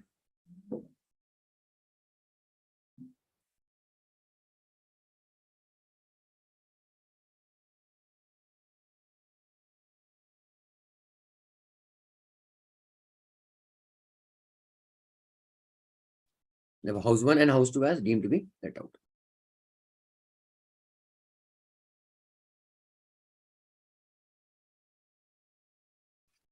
Then bachcho, therefore H3 S4 SOP give me H3 S4. H3 was how much? 84. है ना?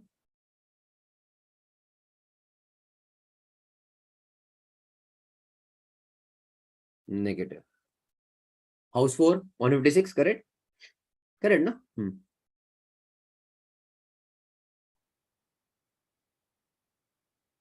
Give me final answer for case number 6. Huh? House 1 deemed to be let out. Is it 5,600? Is it negative or positive? House 3 deemed to be. House 1, sorry, deemed to be let out. Negative 5,600. Sorry, and house 2 deemed to be let out. 65,800 positive, right? 65,800 positive. Give me the final answer. Final answer for case 6. Mansi Khushbu.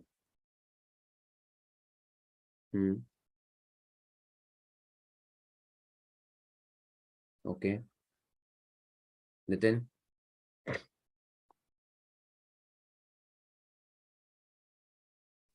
This is my final answer, bachcho, correct? Of case number 6. 179 something. Wrong answer. Very good, Mansi. You rectified.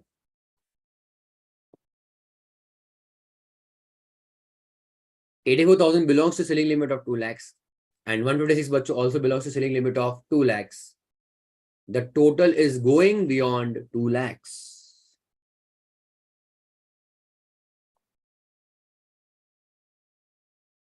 Understood, Khushbu?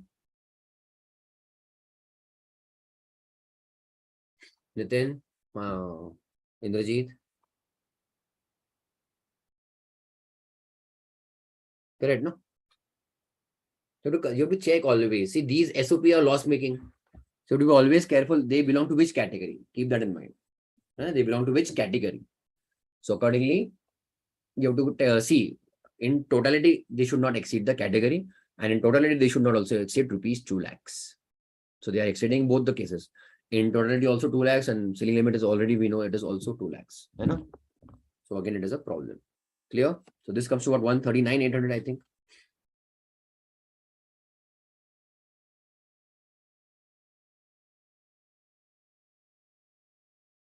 Clear till here, all of you?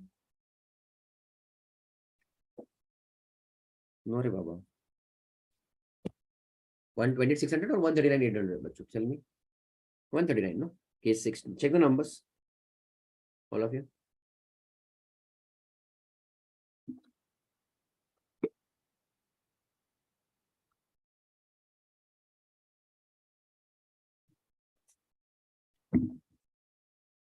Okay. Okay. Now, pay attention. Obviously, I think almost all of them are what, loss only. Correct?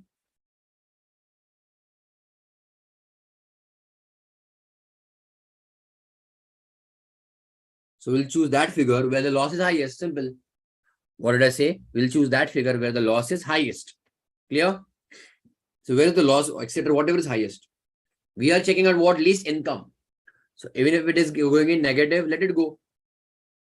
We'll check the least income on the negative side. 223, 264. 264, bachcho. Case number 5. Tell me.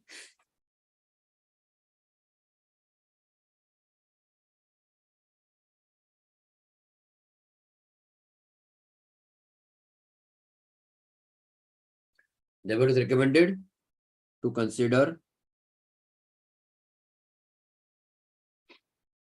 H2 and H4. Correct, Delia?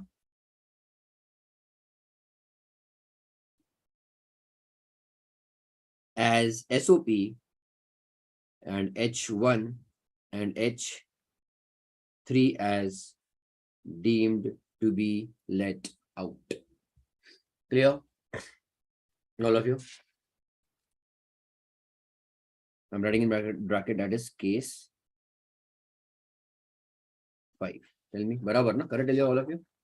Case 5. Done? Are haan. Yes. Let's go ahead. Achha, you're writing? Right. No problem. I have to take basically just most minimum income. Simple. Most minimum income. Yes, all of you?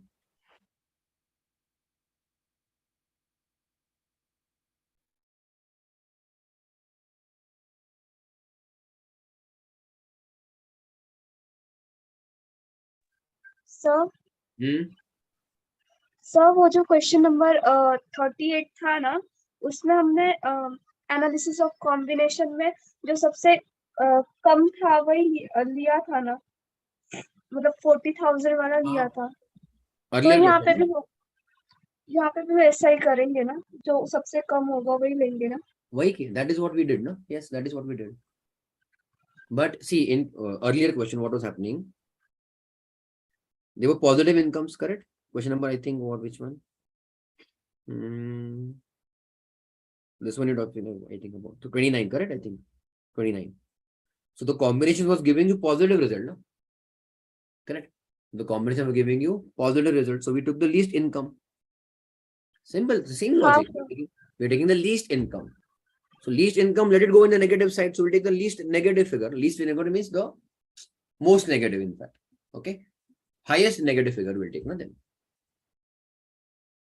highest Yes, negative sir. figure is the most least income. Simple. Are you getting my point?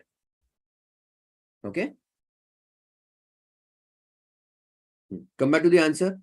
So which figure, bacho, are we considering? Total from house property, how much? Case number 5. 264,400. Don't directly write down in the main answer. 264,400. Okay, right? Understand. But this is to be considered in the total income. 264,400. Come back to the main answer, but over here, please write down 2 lakh rupees. Don't write 264,400. 2 lakhs. Okay.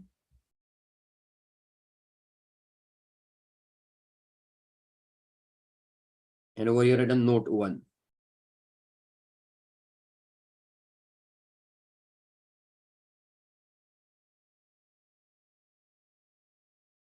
And over here, written refer note. Refer note 1. Okay. Now, it is lost by the way, sorry. So please put it in bracket also. Otherwise, you'll add it. Okay. So 2 lakhs in bracket, refer note 1. And write down, come to write note 1. Even if total loss is of 264,400, correct? Pantelia, comma. Only loss of rupees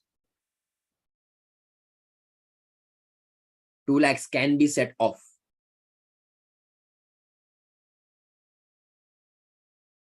Only loss of rupees 2 lakhs can be set off against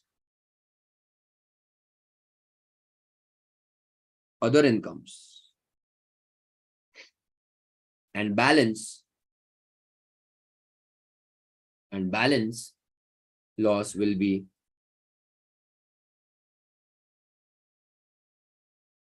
carried forward in next year.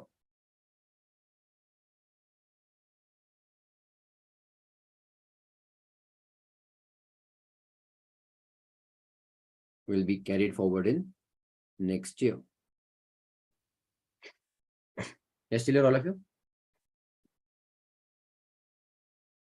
Will be carried forward in next year.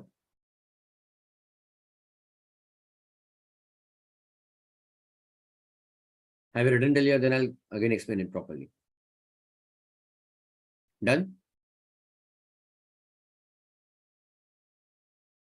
Write down, no problem, write down.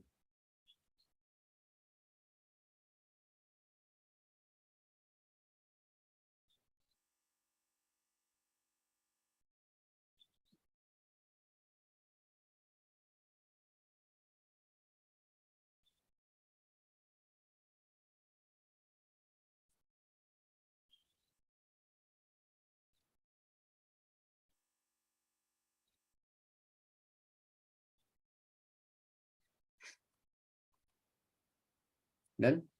Now?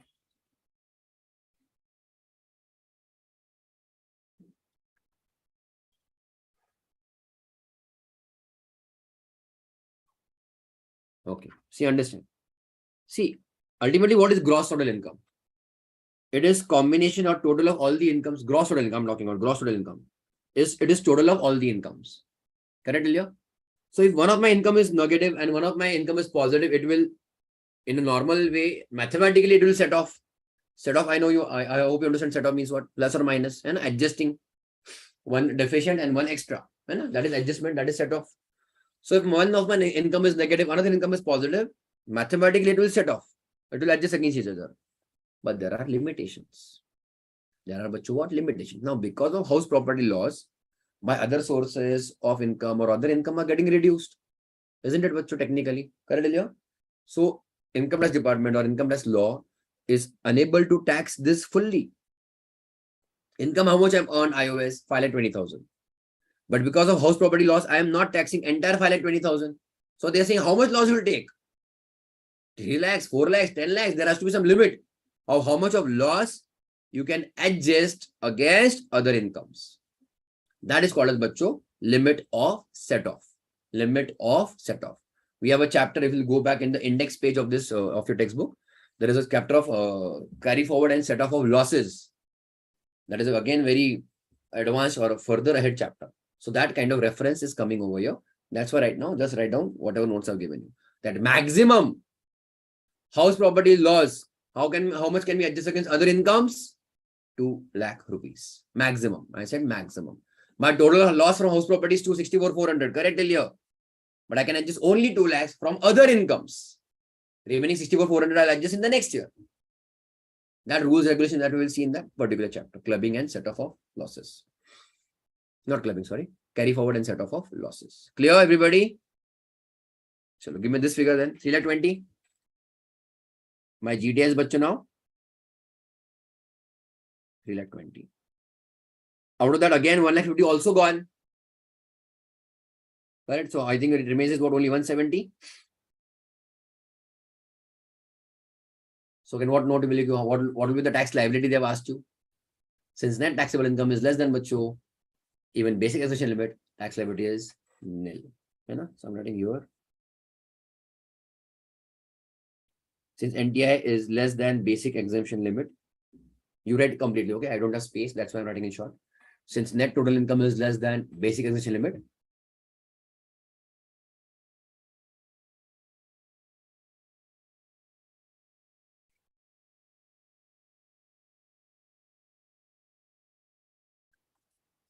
tax liability is nil. Yes, all of you?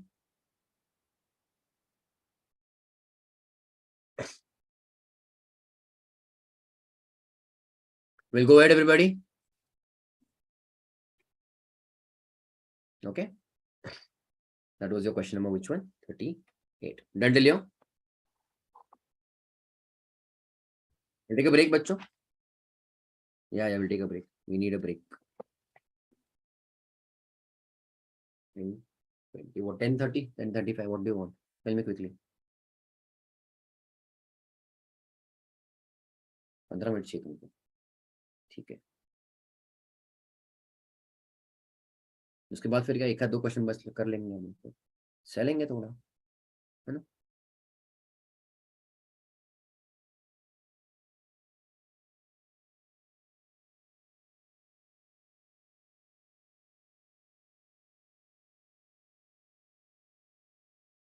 हाँ ये सिंधु जी, no problem.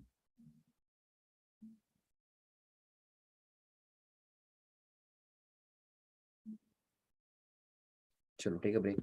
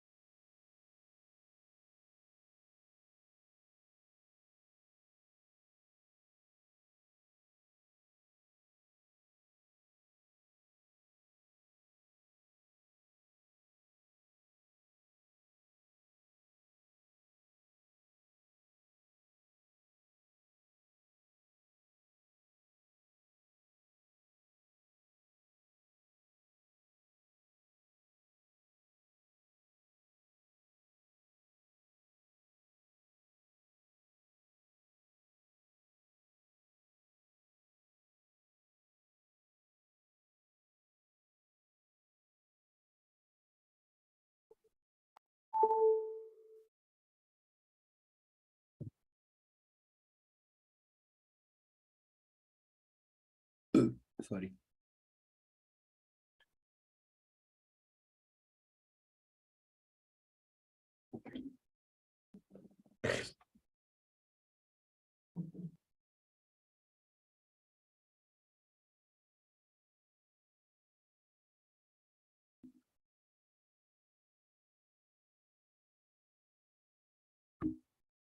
आगे सब लोग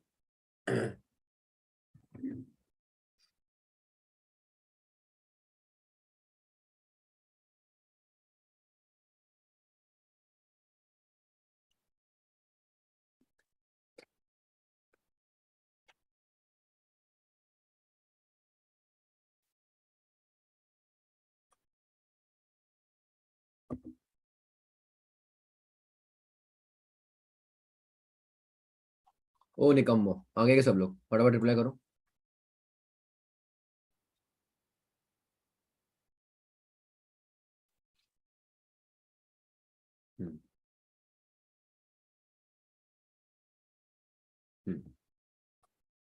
इंद्रजीत, नितिन, कौन कौन है?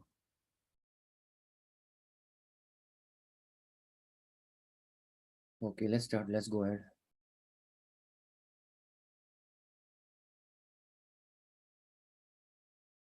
All right, we'll go ahead, everybody. Some different cases you have to cover now. Okay, come back to your textbook. Cases, some cases which still we have to do more. Okay.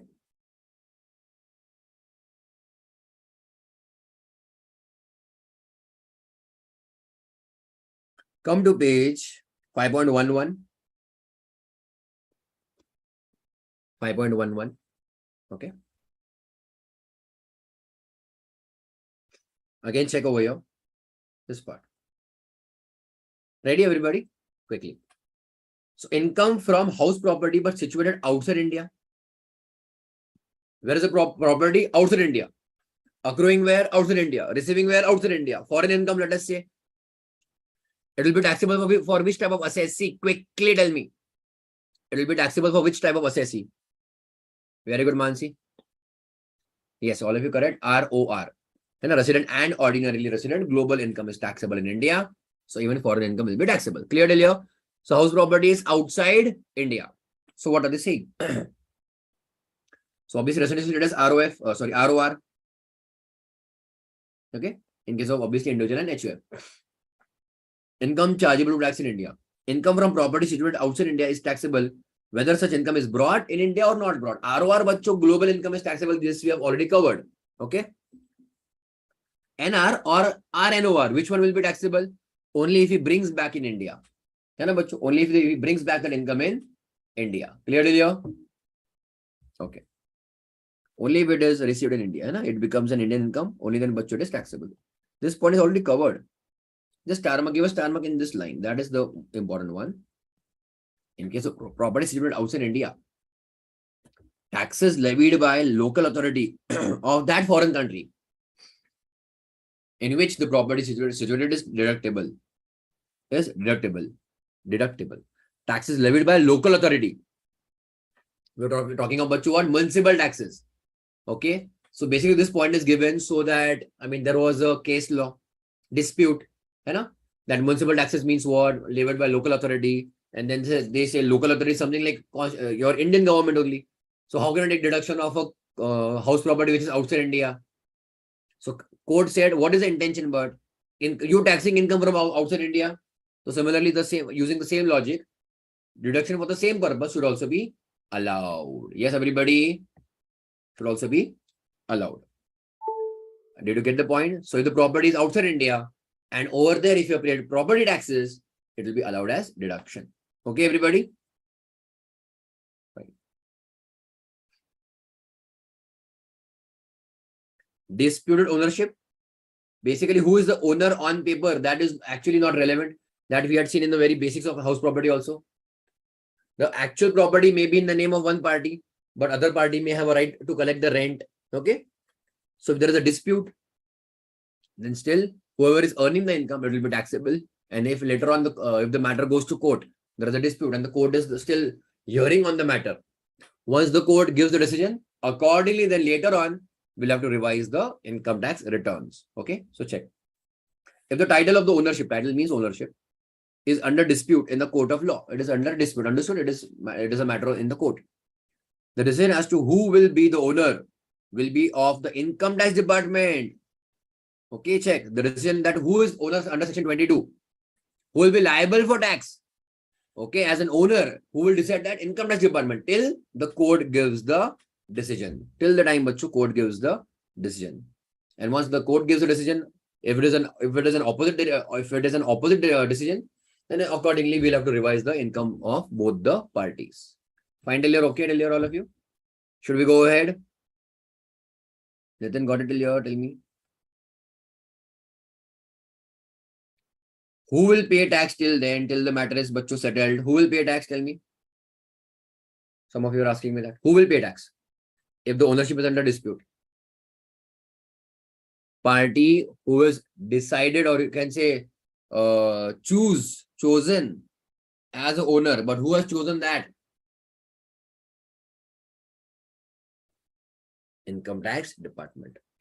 The department will decide who is the owner for income tax purposes. Obviously, they cannot settle the actual dispute in the court. Are you getting my point? There can be family dispute, paper dispute, etc. All of that. So your department will decide for income tax purposes, we are treating this party as owner and he will pay all the taxes, he will be liable. Correct, Leo? Okay. Actually, the normal courts, okay, will decide, maybe they will decide on the decision, they will give the decision later on. So we'll accept that also. We'll accept that. The department will accept that. Okay, Leo? Should we go ahead? Everybody tell me.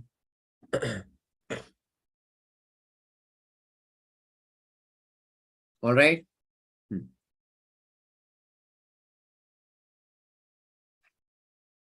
Let's come to question number 31. Question number 31. Ready? All of you? Check. Rajesh, a British national. Okay, he's a foreign citizen. Is resident and ordinarily resident in India, but he is ROR in India. He's a British national, foreign citizen, you can say, but ROR in India. Correct, Ilya? He owns a house in London, which he has let out at £10,000 per month. The municipal taxes paid to Municipal Corporation of London during the year is £8,000. The value £1 in Indian rupees to be taken as this figure they will also give you is 82.5 rupees.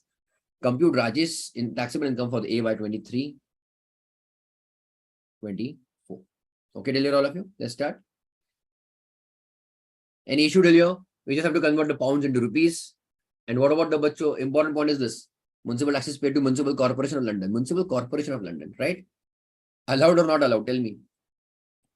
It will be allowed. Just now we have seen that. Let's write down quickly, bacho.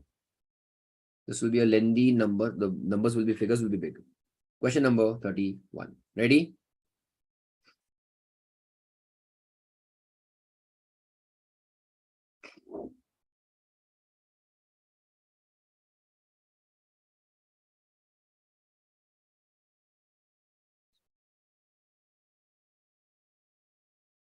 All right.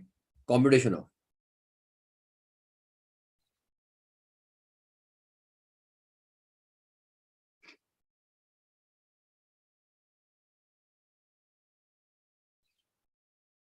taxable income of Rajesh for AY 23-24. Particulars rupees.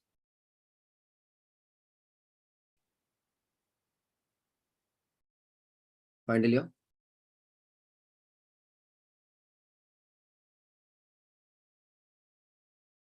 Particulars rupees.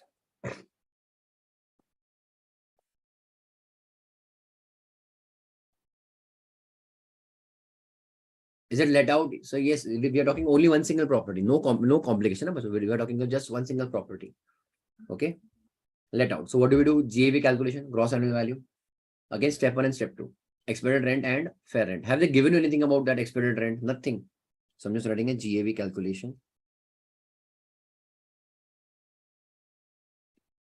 Under that, बच्चों, expected rent. Correct, Ilya? I'm just writing it simply not available. The figures they have not given you. Correct, Ilya? The second, actual rent. Now, what is the rent, bachcho? He is earning 10,000 pounds. Okay. Into rupees 82.5 into 12 months.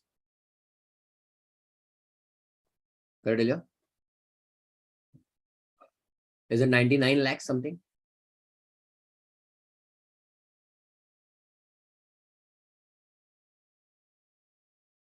Okay.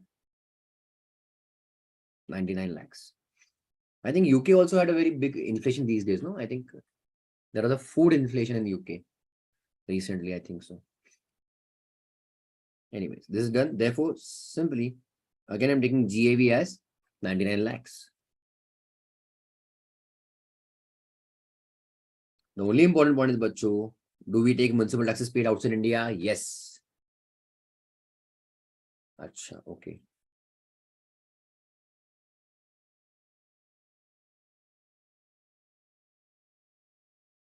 Municipal Corporation of London. MCL I'm writing, okay? Finally, of 8,000 pounds for the year, obviously. So into rupees 82.5. It is for the year, obviously. 6,60,66 or 6,60,000. 6,60,000. Done till here. That is my NAV 92,40,000. Less what budget deduction under section 24.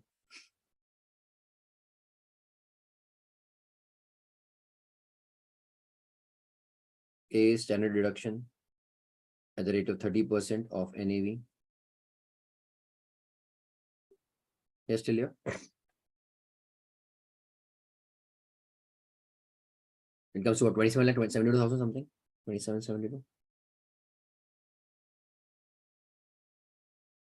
Check out on calculator, bacho. Don't just copy paste. And B, interest on borrowed capital. Do we have anything? Nothing. We get our income from house property. Simple. Quite simple, bacho.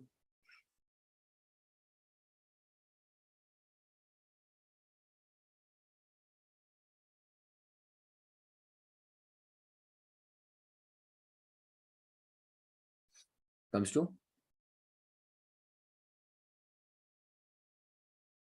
correct, Ilya? 64 lakh 68,000. Great. Just a small note we will put. Important.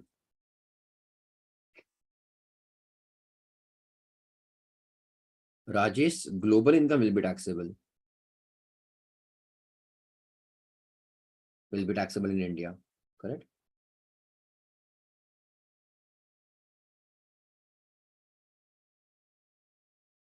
Since he is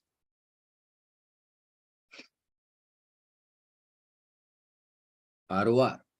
Since he is ROR. And we also allow, this is important. We also allow municipal taxes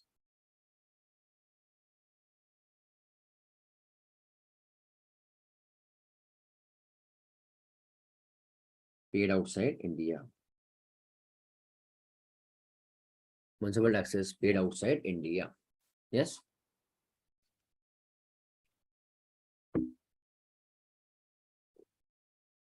Until here.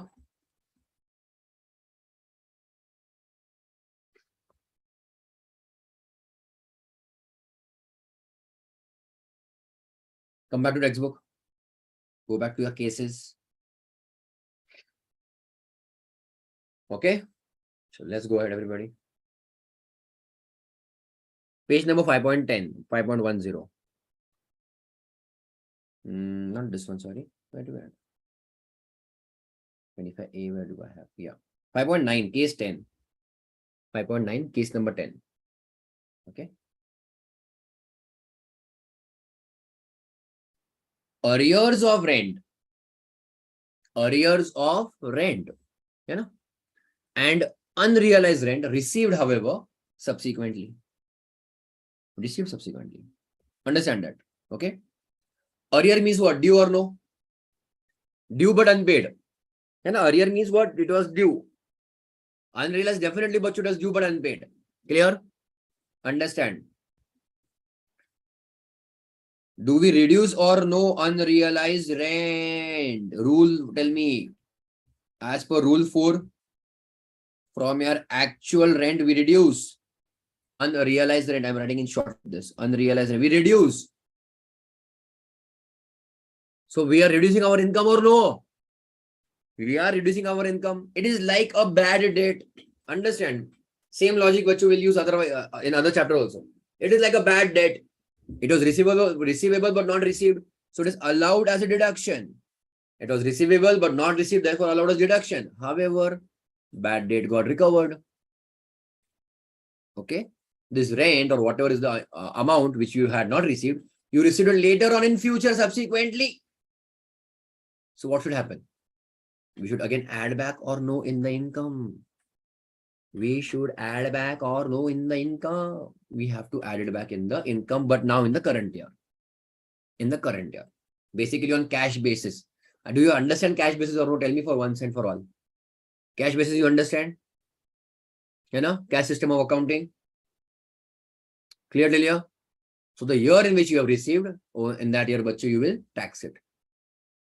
Clear till here? Simple? Fine. Do you remember 24A? Do you remember 24A? Standard deduction at the rate of 20%, 30%. Standard deduction at the rate of 30%. Now pay attention. Pay attention. If I'm just giving a simple example. If your actual rent was receivable was 100 rupees, okay? And then you did not get 10 rupees rent. I'm just giving you example. So my NAV, I'm just again considering nothing of this is higher. So my NAV will, let us say, is 90 rupees, okay? I'm right now ignoring expected rent. And what about 24A? What will happen, bacho? Will you get 30% or no? Deduction. Yes, we used to get 30% deduction. Clear till here? Fine. You got 30% on 90 rupees. Okay, fine. Or basically you did not get, or I can also say now, you did not get 30% deduction on this 10 rupees. This one also you agree? The part which you had reduced, on that you are not getting 30% deduction. Yes. So in the later on, in future year, now this amount is recovered, 10 rupees. You will add in the income. Okay, you'll add in the income, but you'll also now to provide 30% deduction again you will give. But on what figure? This 10 rupees. Because earlier you are not given now. Otherwise you will say it was eligible. It was what, bacho? Eligible. But you did not provide because obviously we reduced it in the income itself. That's why we did not provide bacho 30% standard deduction to that 10 rupees. And now we are adding it as income. So we have to allow again 30% of standard deduction. Understood, Nitin, Khushbu, Mansi, Indrajit, all of you tell me. Clear? The only difference will be bacho. Section number will be different. We will not give under 24A. We will give under 25A. 25 are also capital A. Clear till here? So let's quickly read. The amount of arrears you understand, of rent received from a tenant or unrealized rent realized means received subsequently from a tenant by an assessee shall be deemed to be the income of house property in respect of the financial year in which such rent is received or realized. The bacho rent recovered in future will be taxed on what basis? Kernel basis or cash basis? It will be taxed on bacho cash basis. That means I'm just again giving you an example.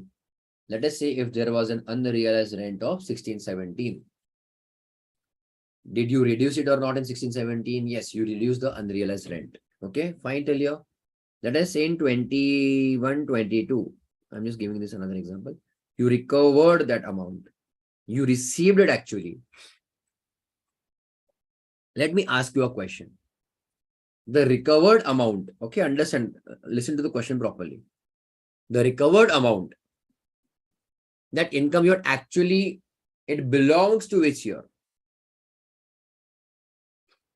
It belongs to 1617. It belongs to 1617. We had claimed it as bad date in 1617 and we have recovered it in 2122. So normally, technically speaking, it belongs, the income is of 1617.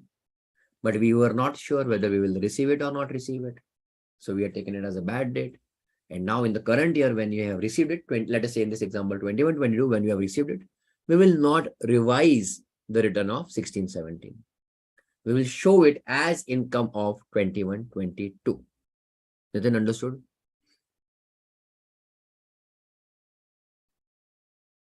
Okay, fine. Is it okay? So please understand, this is on cash basis, cash system. You can write cash system of accounting. I simply write cash basis. Okay, fine. So this is important. And shall be included in the total income of the assessee under the head HP. Understand now, even the next line is very important. Whether the assessee is still the owner or not the owner of the property in that financial year. Whether the assessee is still or he is still not the owner of the house property. Means what? The rent belonged to 1617. The income belonged to 1617 when the assessee was the owner. That rent, unrealized rent, he recovered in 2122. In the meanwhile, during these years, he sold the property. So the thing is, he is not the owner in 2122. He is not the owner in 2122. There is no house property in 2122. This head of income is not there as such for 2122. Still, it will be taxed under house property head of income. Is what the law is 25A is saying or telling us. Are you getting my point? So basically, the income you had earned through house property in 1617, which got recovered in 2122. So even if in 2122 you don't have a house property, still this head of income will be applicable. Yes, Indrajit, ask me the question. Sir अगर ऐसा हुआ कि 2020 सितंबर महीने में कुछ due था और due रख के टेनेंट भाग गया और जनवरी महीने में आ गया, उसने 3 महीने का जो रेंट पेंडिंग था वो सब दे दिया, तो उस साल का रेंट अनरियलाइज्ड रेंट मानेंगे या नहीं? नहीं. It has to be in the subsequent financial year. Subsequently. Okay. Because there is no unrealized rent for the year. Na? Maximum then you can have what, vacancy loss or something like that. That we'll have to see. Okay. We'll go ahead everybody.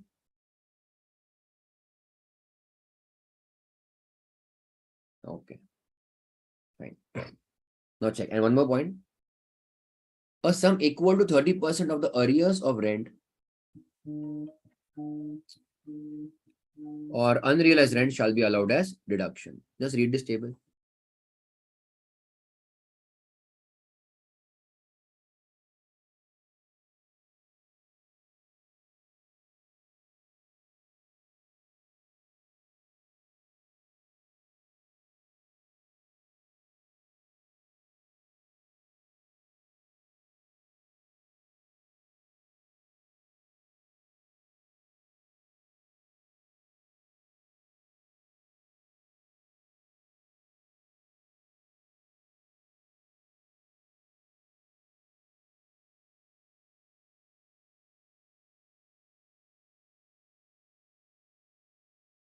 आगे बढ़े. Let's go ahead. So how much deduction again we allow? 30% of the arrears are allowed as deduction. Clear till here, all of you? See, simple. Income we used to take the deduction under 24A we used to take, na? Whatever is the NAV, etc. So similarly here, when we get the income, again we give the deduction of 30%. But the difference is what? The section will be 25A. That's it. Nothing else. Clear till here? And yes, this point is important. No? Even if the assessee is or is not an owner of the same house property or owner of house property in the year of recovery. Clear? So let's go ahead everybody.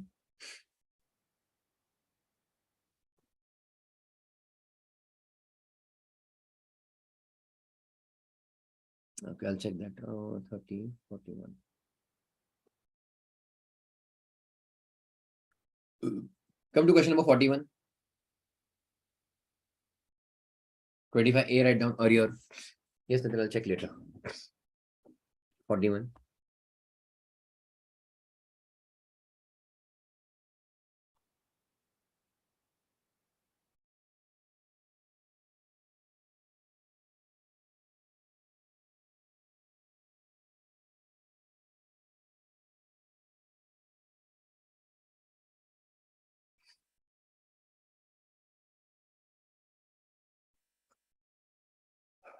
Ready?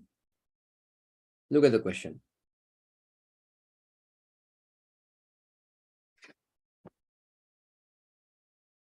The details of income relating to Mr. E are as follows. Rent receivable, vacancy loss, unrealized rent recovered. Okay, this is for the current year. Arrears of rent relating to preceding period received, and chapter 60 deduction. Understand properly. First question. Is he the owner of current year in the house property or no? In the given question, what do you think? It is a very straightforward question. They are not giving you more details, but what do you think? Looking at the question, is he a owner or not owner of house property in the current year? He is a owner. Is he receiving rent or no in the current year? In the current year, I'm not talking of recovery. I'm talking of regular current year income. Yes, he is receiving current year income also. And in the current year, there is a vacancy loss. Okay. In the current year, there is vacancy loss. But there is some recovery of earlier years. Clear? So point number for point number 3 and 4, we have section 25A. Point number 1 and 2 is for the current year. Okay, point number 1 and 2 current year, and point number 3 and 4 are the earlier years. Fine, till here? Chapter 6 deduction obviously come from your gross total income, etc. And they are asking you tax liability. No problem, we can do it. So ready? So let's solve. Computation of.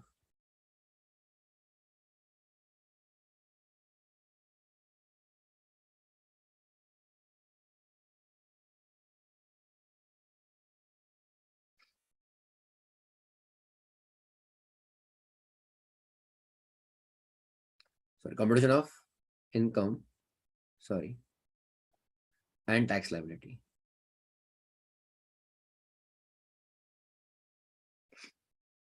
Of Mr. E.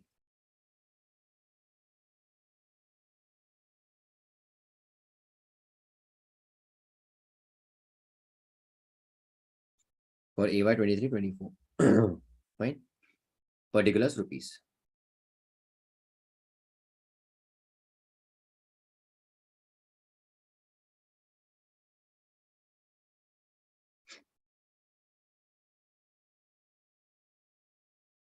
Yes, all of you. Particulars rupees.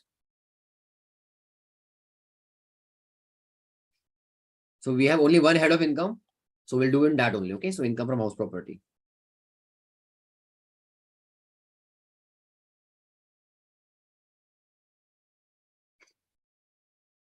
Under that, now I'll just give a bifurcation of current year income and preceding year's income in the current to be taxed currently. So current year income.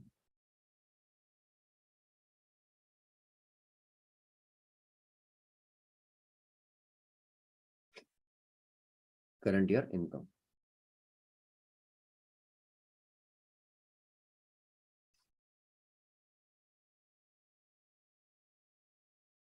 GAV calculation. First one.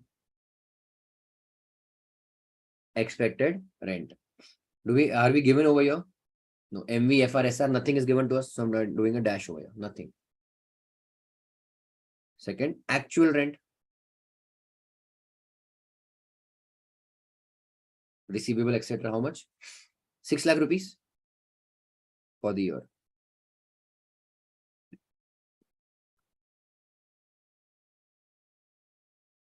Less what, bachcho?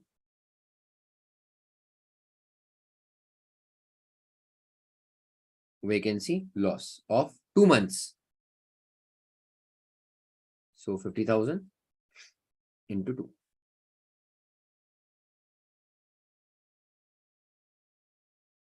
Correct, Ilya? Which is what 5 lakhs. Is also bachcho my GAV. Clear, Ilya? I hope this is okay. Less what, बच्चों? Municipal taxes paid. Is anything given to us? Nothing.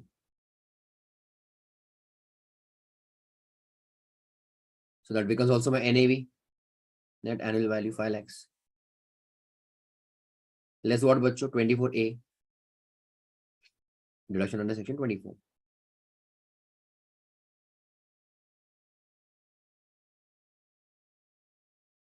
Standard deduction at the rate of 30%, correct? Of 5 lakhs, 1 lakh 50.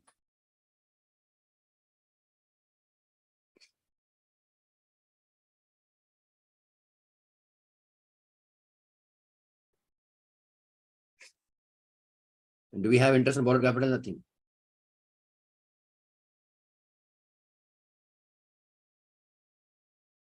Okay, current year, I'm just writing a current year HP income.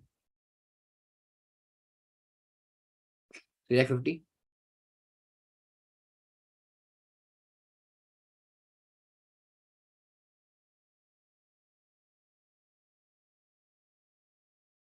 There's a A, huh, bachcho? There's a A part, part A. And B now, previous year income or arrears of rent received. Arrears received. Under that first one, what do we have? Unrealized rent recovered.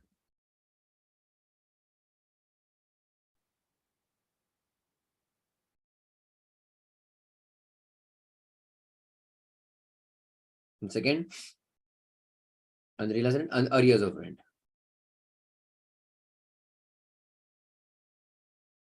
Write the figures 1 lakh and 1 lakh 50,000.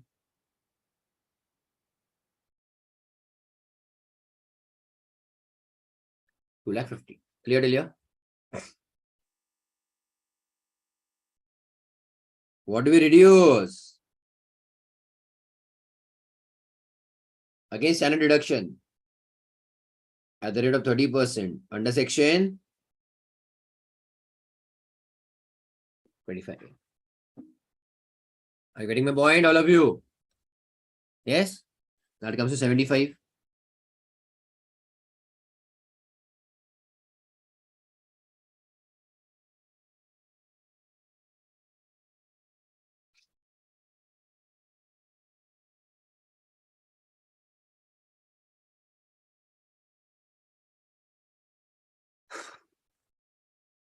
Done there, so 175.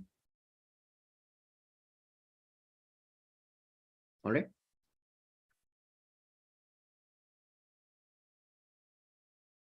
Therefore, income from house property. I'm writing in bracket बच्चों A plus B. है ना? Clearly, that means current year HP and preceding year's recovery. How much is that? Is it 525? Correct.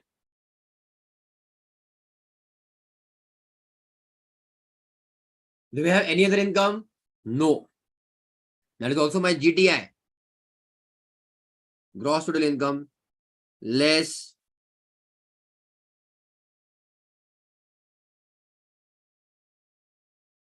chapter 6 reduction is how much they have given you 1 lakh.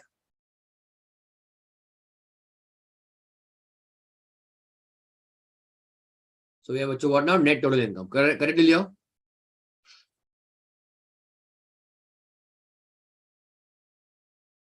$425. Yes, still here, all of you. All right.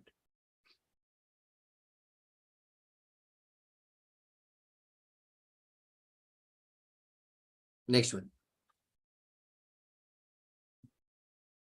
Tax liability calculation will be very simple now. We know the answer is nil, but just quickly show it.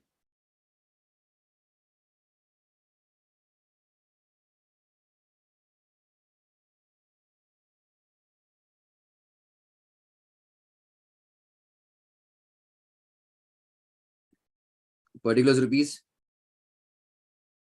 Tell me. Give me what's your basic income tax.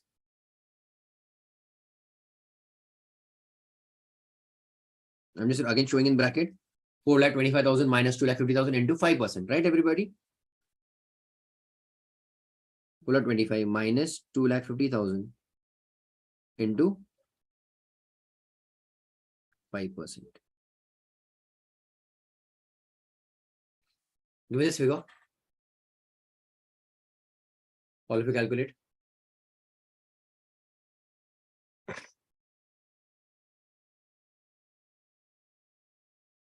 8750, correct?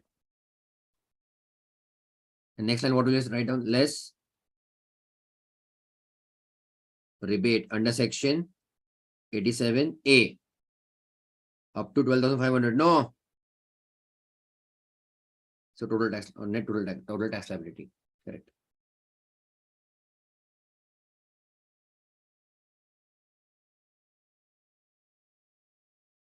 Is nil. Okay. So we just have to do the last year's recovery. Only that one, nothing else. You know?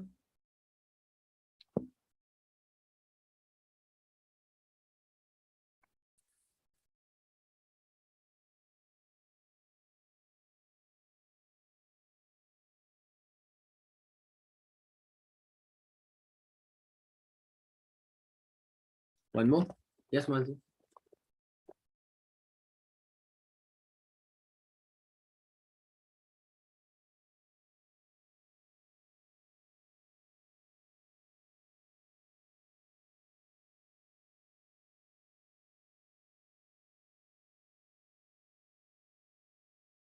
Unrealized rent and arrears उसका क्या? What is the difference? अच्छा अच्छा अच्छा. Arrear means अच्छा. हाँ ठीक है. Arrear का थर्ड पॉइंट में कंफ्यूज हो रहा है. नहीं क्या क्या क्या? वो अनरियलाइज्ड रेंट रिकवर्ड और अरियर्स ऑफ रेंट है ना, वो दोनों में कंफ्यूजन हो रहा है. Okay. See, what is the difference between unrealized rent and arrears? See, what happens is unrealized rent means the rent amount is fixed or the rent amount was for confirmed that you have not received. That is unrealized rent. Arrears means what happens is there may be a dispute. The owner says, no, rent is 20,000 rupees or I have increased it from the next month, 20,000 rupees, I'm increasing it. But the tenant doesn't agree. He's saying, no, I'll pay only the earlier or old amount, whichever is going on. So there is a dispute, or you can say arrear of the remaining part. He's paying, but he's paying lesser figure. Okay, let us say he's actually paying 16,000 rupees, 16,000 rupees per month. And the owner is asking for 20,000, 20. So he's still paying 16,000, but there is a balance or arrear of how much? 4,000. Okay, so that it can be that much. So if he doesn't pay at all, that is unrealized. If he pays, but there is some again dispute amount and some balance amount, that we'll call it as arrear. Okay.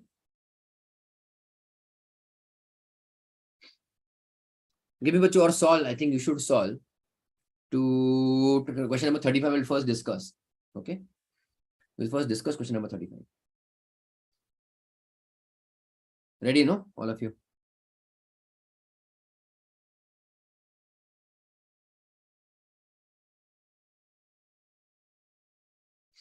Ready, all of you? One last question for today we'll do. Mr. Rajesh owns a residential house. Let out at a monthly rent of 15,000. The fair rent value of property for the let out period is rupees 1,50,000. The house was self-occupied by him from 1st Jan 23 to 31st March 23. Which case is this, bacho? Some part of the year SOP, some part of the year let out. What do we do? Step number 1, expected rent for the entire year. Current year, all of you. However, actual rent only for 9 months because it was given on rent from April to December. Because January onwards, he himself is staying. He has taken a loan from the bank of rupees 20 lakhs for the construction of the property and has repaid 1,05,000, out of which 40,000 is interest during the year.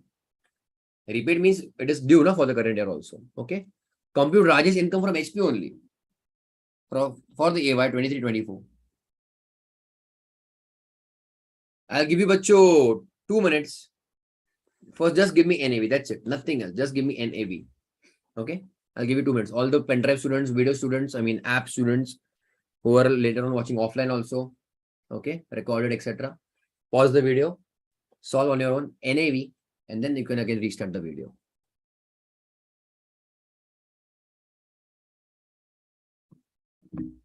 Find NAV, बच्चों, all of you. Net annual value.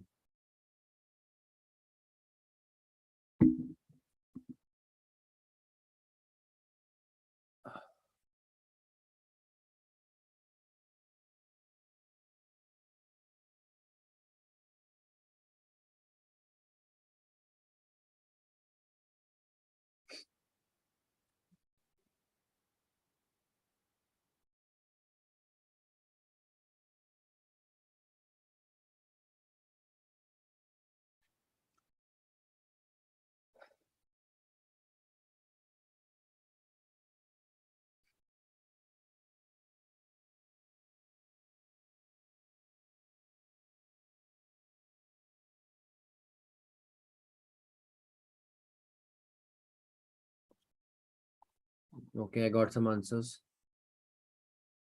Okay. Okay.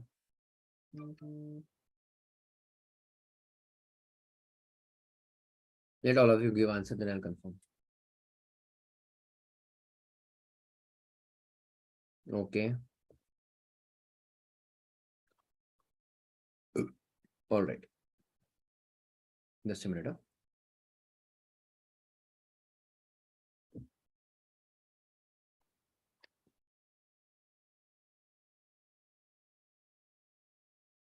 We'll go ahead, everybody. Okay. Most of you gave me 1,50,000 rupees as answer, and some of you gave me as 2 lakh rupees. Okay. Let's write down.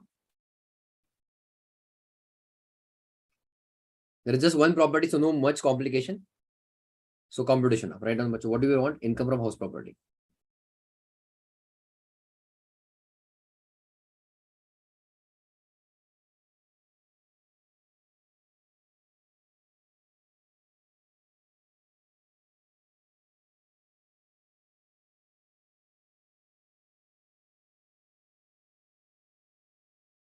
For AY 23-24. Particulars rupees.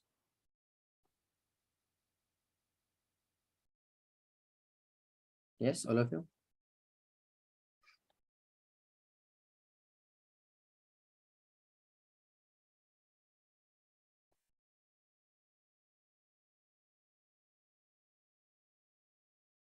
First one. GEV calculation, obviously. For that, what we want? What first one in that again? Expected rent. Higher of MV or FR, but subject to SR. Like I said, bachu, for 3 months it was self-occupied, remaining months it was let out, something like that, correct? But we take for the full year. You know? For the full year. I'm writing in bracket here. Full year.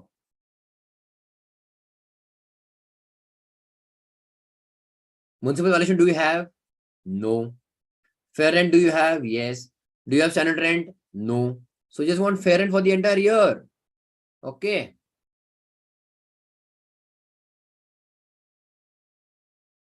Fair rent, bachu, for the entire year is not 1,50,000.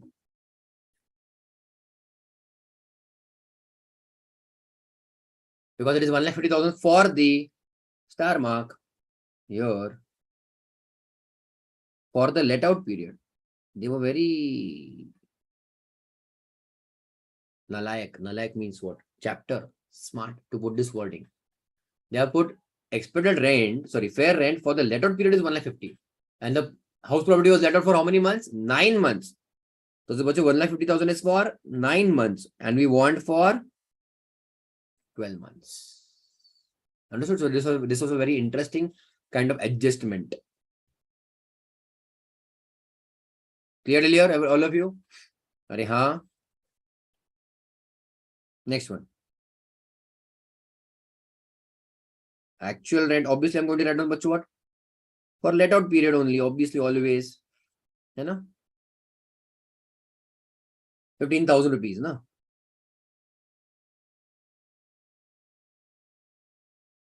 Into what, bacho? The let out period is 9 months. Okay, not 12 months. So 180. Yes, tell all of you.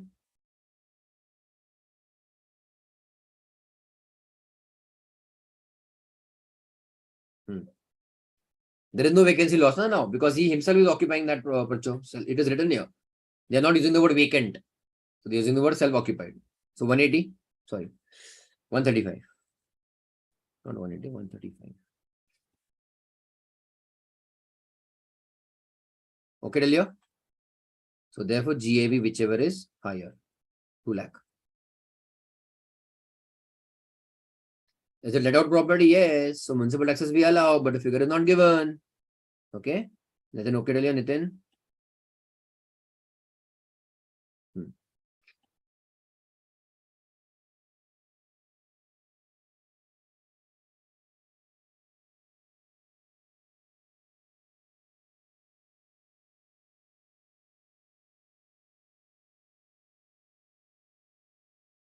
2 lakhs. Correct, Delia, all of you? Let's what deduction under section 24. No, nothing else remains, no, over here as such. Any kind of googly, nothing is there. A standard deduction at the rate of 30% of NAV, 60,000. And B, interest on borrowed capital. Do you have that? Yes, we have that because they have given you the question. He totally repaid 1,05,000, out of which they have also given you. They can give you principal. That's why you have to understand that the balance is interest. But in the question, they have already given you 40,000 as interest. Balance is principal. Right? So including interest of 40,000. So interest we want 40. 1 lakh reduce. Income from HP 1 lakh. Yes, still here all of you?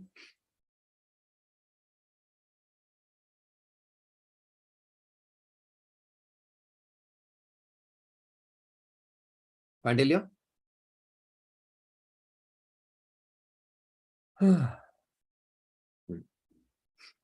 One small question I can give you for homework. You can try it. Question number 42 for homework. Expected rent you did not understand, so acha.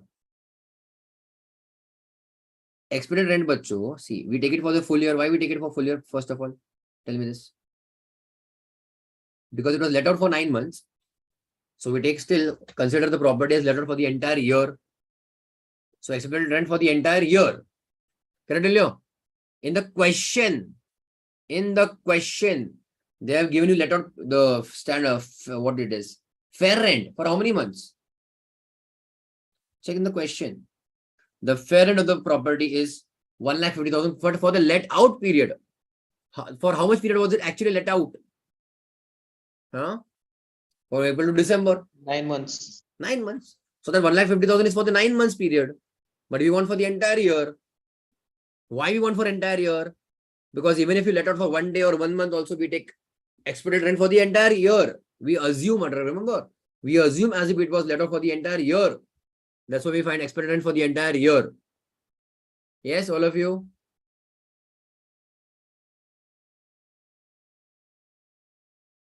Correct? Understood? No? Yes, sir. What is for homework? 42. Tell me. 42 is for homework. Okay, everybody?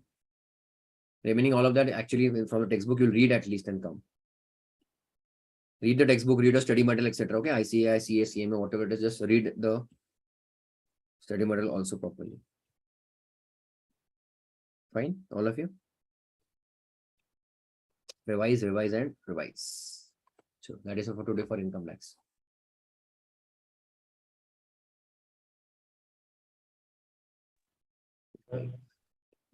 पंद्रह minute break लेते हैं तो चालू करते law. Hello. हाँ. Photo share किया आपको. एक मिनट.